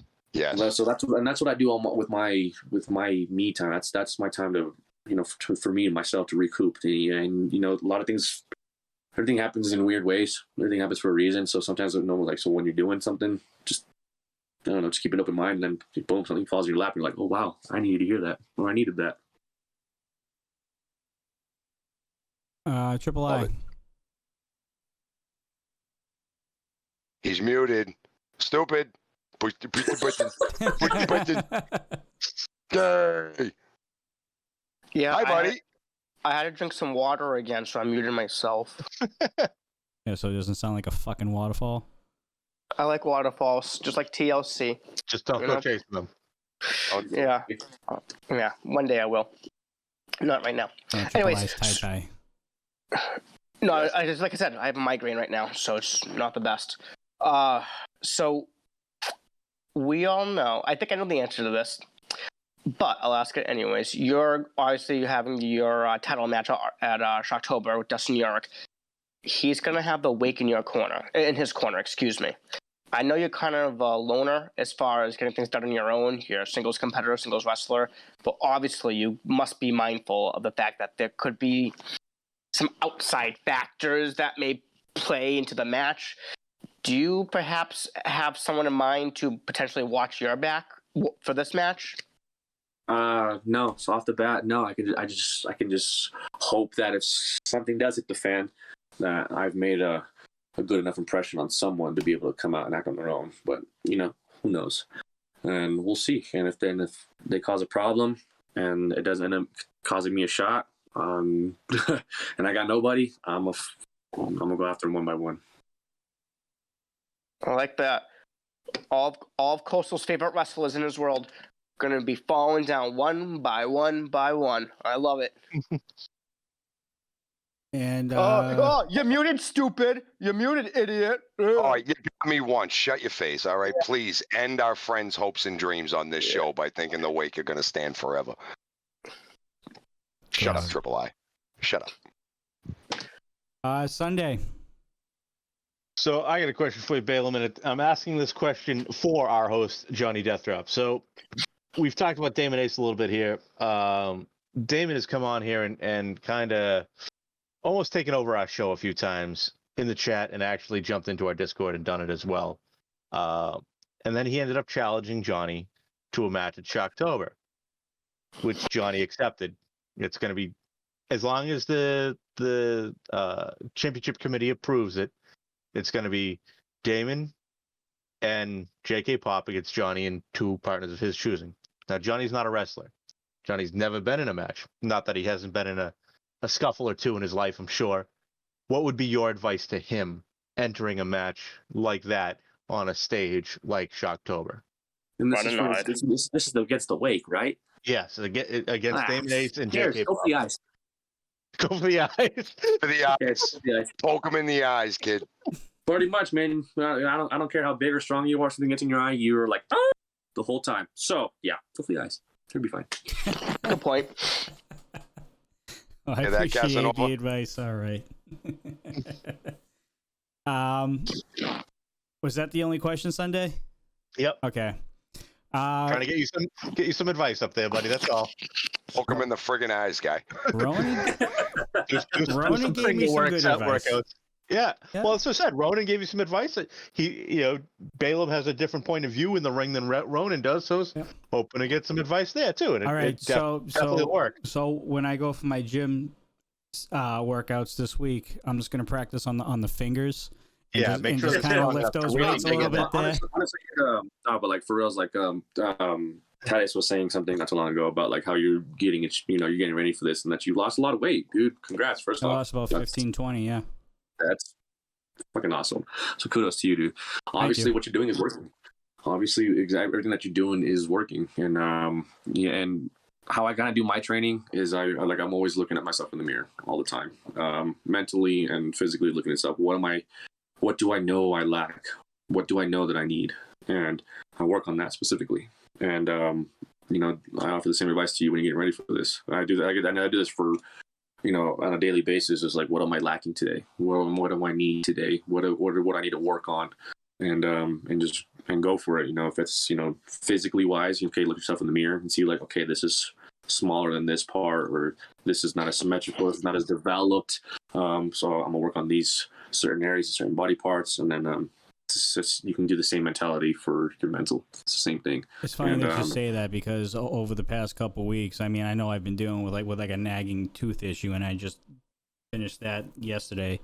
But the times that I've been at the gym, like I had that same mindset. Like last week, I focused on like the chest and the arms, and not so much the legs. This week, I focus on the legs and kind of focus on the lower half of my body. And I kind of noticed that, over the past couple weeks. And it's funny that you say that, because I was kind of getting into the right mindset as well, going towards that. Yeah, and you just use that for your mind as well too, man. And then and like the way I do it, dude, like. Dude, everyone I go up against is bigger than me. Everyone I go up against is better than me in some sort of way or not, dude. Like, there's always somebody out there better than you, no matter what. No matter what you do. And you just mentally, you have to embrace yourself and embrace what you do and how you are. And dude, you do that. Fuck, man, I'm telling you, dude, nothing's gonna stop you, man. It is a key of life. Nothing will stop you. No matter who tells you no. No matter who tells you yes, no matter who's in front of you or who's behind you, anything that you do, mentally embrace yourself for that. That's it is mind over matter. You do that, dude, and you will find a way to overcome anything that comes your way. That's very good advice. Words of wisdom in life right there from a man older than you. He couldn't be any more right. Couldn't be any more right. Dude, that's the key to life, man. Like I said, it's just I learned all these things the hard way, dude. I'm young, but I have a lot of miles, I guess. And dude, if I knew all this stuff when I was growing up, when I was younger, I'd be so much further along in my life, I think. I mean, I would hope so, but hopefully it helps you out, dude, because you can't quit. You can't stop. Don't let nobody tell you anything differently either. And you just drown it all out. Yeah, and don't ever compare yourself to others as well, because if we all would have learned things at different when we were early, we could all came at different stages in our life much quicker, So yeah, without a doubt, my pace and my timeline is completely different from everybody else's. Everybody's unique in their own way, so you have to realize that, find it, and embrace it. Right. And then we got Exactly. And then we got Casanova in chat. We will be held responsible for what is going to happen to you. He goes, Death Drop will be in his death bed at Shocktober, and then he goes, pick wisely, Johnny D. Oh, Let me just you ever heard of little man syndrome? Yeah, There you go. Yeah, that's one thing Johnny D has over Damon and the Wake is they don't know who his partners are, and they won't. Exactly. You have that advantage. They can't prepare for those other two guys if they don't know who they are. So. and I've I'm gonna already strive, made baby. a couple phone calls, and they've already accepted. So you guys will find that out as Supercharged.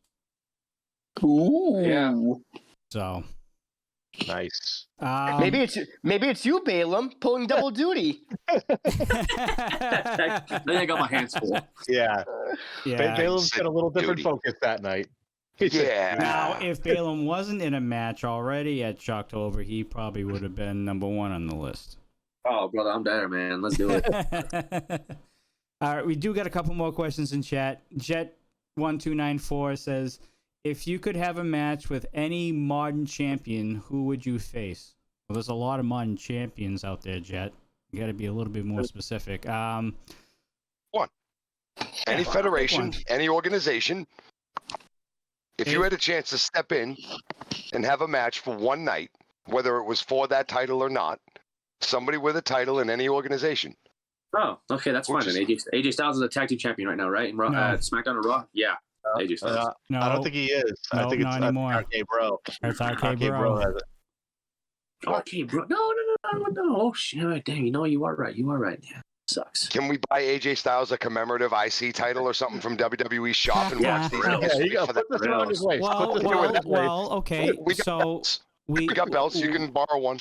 we do have a TNA/Impact champion in Christian Cage. Yeah, that'd be great too, man. I wanted to see that. That flying European. Yeah, I bro. love that flying European. Gage. There it Christian is. Gage. I mean, He looks like what's his Christopher Daniels might be challenging for that title soon. dude, Christopher Daniels too, dude. It's cool seeing all these guys just keep on doing what they're doing, dude. Because it's pretty amazing. And then from there, there are times where I get to share a locker room with some of these guys that I grew up watching. It's just like, dude, it's like, what's life, man? And that just, I don't know, it's cool. Like that's what happens when you actually take the step to, follow your dreams, man. You take that first step, and it opens a door to so many different things that you never thought that you'd be doing. Sharing a locker room with some of these guys that you see on TV now, or that I saw on TV. One of them was like, it's cool. Christopher Daniels, dude, if I get to see him, that'd be cool. He was one of my favorites. He was one of my favorites. I love the BME. Like BME, he just has something else. I'm not a big dude either, so like watching some of the smaller guys compete with guys twice their size and working harder and things like that.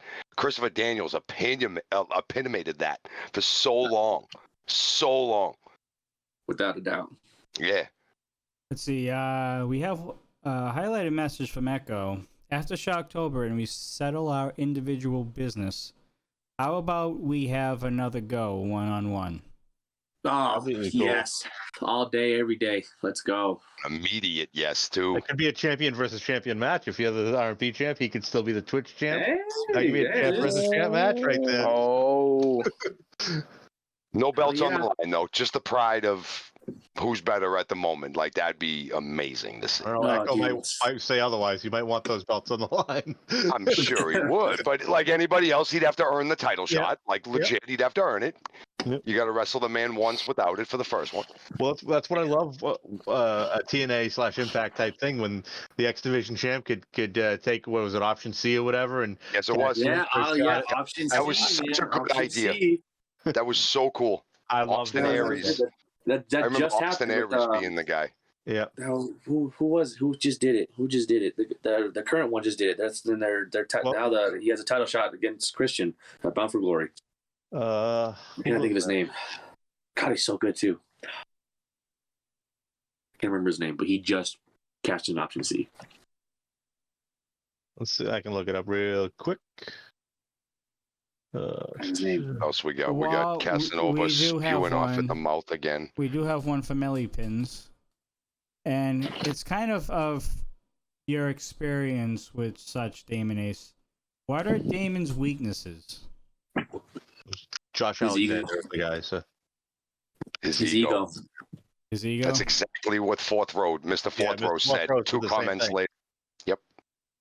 His ego is definitely his biggest weakness. He thinks too highly of himself, which is fine. I get it. You have to, not everyone in life is going to root for you, so you have to root for yourself. I understand that. But like I said, there's always somebody out there better than you. I don't care who you are. There's always somebody out there better than you. So, and he just he always fails to remember that. You have it from a guy who's worked with him face to face many of times. All right. I don't see any more questions in chat. Dudes, do you have any more questions? I do not. Nope. This has No. been a pisser interview. This is everything I was hoping it would have been Yeah. for all week, man. I've been looking forward to this all week. Ditto. You're the nicest. Thank you you're for one, coming on and kicking ass. been looking You're- forward to this for weeks since we Same knew here. about it. You're one of the more nicer guests that we've had, and so I'm very happy that we got to interview you today. Hey, thanks, man. I appreciate you guys, man. This was a lot of fun. I needed this. This was good. Awesome. Fucking awesome. Well, you're welcome back anytime, my friend. So. Yep. So, Baylum, before we start to wrap things up here, why don't you let the people know who are listening and will probably be watching for when this interview comes out on YouTube soon. What are your socials? How can people get in touch with you? So on and so forth. Socials, there's Facebook. Just look up Baylum Lynx, and you'll find me. It's a good thing about having a name like mine. Nobody else has it, so Very unique.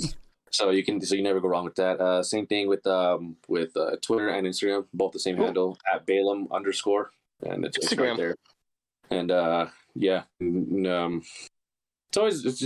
you always interact with me. I'm always trying to. I'll always talk to whoever does. You comment, you like on something. I'll always find a way to talk to you. When I have the time, at least. But I'm more than happy to talk to you guys. I'm more of like what you see is what you get. You're not going to get any type of you're not going to get something different from personal me or social media me or wrestling me. It's just me all the time. You're the same dude now that we met a couple months ago. You were awesome to us, coming up to us. Yes. You know everything. And dude, what you see is what you get out of this man, dude. Go over, drop him a line, throw him a like somewhere, and like one of his matches on Facebook somewhere, preferably on the Johnny Deathrop YouTube channel and his 5 Lighthouse matches. Please do that. Definitely. Yeah. Please do that. Definitely. All right, guys, we are going to wrap up the show. Thank you guys so much for tuning in tonight. It was an awesome show. We can't thank Baylum Lynx enough for joining us tonight. It was a Thank you, guys. pleasure having Thank you, him sir. on. We're going to hop right in, and we're going to send you guys along to Gritty. But before we do that, we'll let you guys know that we still got a couple more weeks left on this road to Shocktober. Next week is another big one, and let me tell you guys, this one's probably gonna break the internet in some way, shape, or form. So we're gonna have Lilith Grimm and Reagan Grimes on at the same time, folks. Yes. It's gonna be a very interesting Face-off time. interesting face-off between those two on the Dudes and Belts. And, of course, the following week, we are going to have a special episode of the Dudes and Belts Recharge Show with Titus and Mr. Fourth Row, who we announced last week, as we're going to be reviewing Shocktober and Supercharged the night before to get you guys all caught up on matches that have been announced and give our predictions for such matches that are going to be coming up for Supercharged and Shocktober. So, and knowing what normally happens in situations like that, you might want to tune in just to hear there might be some breaking news on a show like that. yeah, Things been breaking things news happen on on- Recharged all the time. Also, too, like local people, like you want to see Shocktober, this is something you really don't want to miss. Dude, get at me. I'll throw you a ticket link. Get anybody in the roster, I'll throw you a ticket link. You can find it anywhere on, Facebook events and all that stuff. Like just ask, and we'll give you the right tools in order for you to be able to be there, because it's just something you just don't want to miss. Trust me. And That is exploded with Baylum emotes. Yeah. There's Baylum everywhere. Absolutely. There's a couple hundred of them in the last 50 messages. Yo, these people love you. Everybody's saying thank you for coming on the show. Oh, man, I appreciate telling you, man. guys. You a stud, bro. You a stud. Thank you, guys. I really do appreciate this, man. Thank you, all of you, every single one of you guys. I really do appreciate everything. And you guys are the driving force for me. So thank you, guys. Yes, we are, and you're very welcome. Of course, Jet ruined the combo. And Jet ruined the combo. Damn it, Jet. Are you surprised? Come on. We had 32 straight comments that had a Baylum emote in it, and then Jet ruined it. He did say #sign Baylum, but he could have put an emote in there too. Yeah. Oh, my goodness. Yeah, Oh. so, guys. He needs a Snickers. He's the one that needs to have a Snickers Yeah, or something. true. Jesus. And for all you guys that live far away from Colorado, like us, or anywhere else around the world that you're watching, please go follow and subscribe to Rocky Mountain Pro as well, because that gets you the free shows to Supercharged the Friday before October 29th and the actual Shocktober event on October 30th. Yeah, So it's huge. $5-6. Just do it. And on top of that, you can look back up all of our old podcasts too. So if you guys missed something, you can go there and sit there. Like if you guys are a big wrestling head, just get it and subscribe, and you can see everything that we have done. And we have a whole archive You can there. see all the charges too. You can see all the charges. Check it out. Check it out. I say it week after week. It is literally the best $5 or $6 you could spend on the internet. If you are a wrestling fan, it is the best $5 or $6 you can spend a month, is to watch all of this repository of wrestling, man. Good, hungry indie wrestling, man. I'm telling you, it's fantastic. $6, you can't beat it. Right, Can't and beat I hate spending money. Everyone knows that, and even I. We spend do, money. yes, we know. Specifically, yes. Oh yeah, I'm a hoarder, and with money, and I even shelled out the money for this because it's that damn good. The stuff We is couldn't that believe good. it. When he told us he subbed, we couldn't believe it. Like, we couldn't believe it. True. Yep. I'd rather pay money to go see a Rocky Mountain Pro event live than go to a Monday Night Raw for free. I couldn't agree with you anymore, bro. You're working hard. The whole roster works hard. You got yeah. When I went to, they do. I saw it amazing. when I went down there in June with the dudes. I saw it firsthand. You guys bust your ass. It's a hell of a show. I love it. And don't forget, guys, we're gonna have Al Snow, D'Lo Brown, and Gangrel there. You guys are not gonna want to miss what's coming down the pipe. Oh, and also, in case you guys didn't think that was enough, we have Marty Casals and Sledge also. So this is going to be an event that you're not going to want to miss. Stacked. It is The show stacked. is going to be literal fire. Like, your eyes might melt. But in process, it'll still be the best $5 or $6 you spend to watch it on Twitch. So watch it anyway before your eyes melt. Without a doubt. When are you guys gonna come to Boston? Put on a show in Boston, huh? Yeah. Hey, Rocky man, Mountain Pro. dude, I'll go out there myself and I'll wrestle, man. But if you bring the whole team out there, dude, that'd be one hell of a show. We'll go. Talk to Bob Evans because he lives down our neck of the woods. There you go. He does. And we actually have a close buddy of ours that wrestles for a local promotion here in northern Massachusetts. Yes. So, we not to say anything could happen, but we can give you a phone number and be like, hey, we know this guy. Always another opportunity to do what I can, man. So hell yeah, let's do that. Hell yeah, dude. Hell yeah. Oh God, I love it. Love it. All right, guys, we're going to send you over to Gritty Urban Saga. Thank you guys so much for tuning in tonight. fantastic show, and we can't do it without the Rocky Mountain Pro faithful and you guys out there out in chat. We greatly appreciate all you guys for show. Thank you for all the subs, bits, and compliments throughout the entire show. Hashtag Sign Baylum will soon be the new top emote, I'm sure, for Rocky Mountain Pro and the Death Drop channel. So, Thank you. for all of us here on the Dudes and Belts Wrestling Chatcast, myself, Johnny Death Drop, Rocky Pins on the top right, Sunday Night Savior on the bottom left, and on the bottom right, Triple I, and we'll give a shout out to the Wake supporter, Closest Crusader, as well. He will be back next Sunday for the Lilith and Reagan interview. And of course, thank you to the Wildcat himself, Baylum Lynx. Thank you so much. Thank you guys. It was so much fun.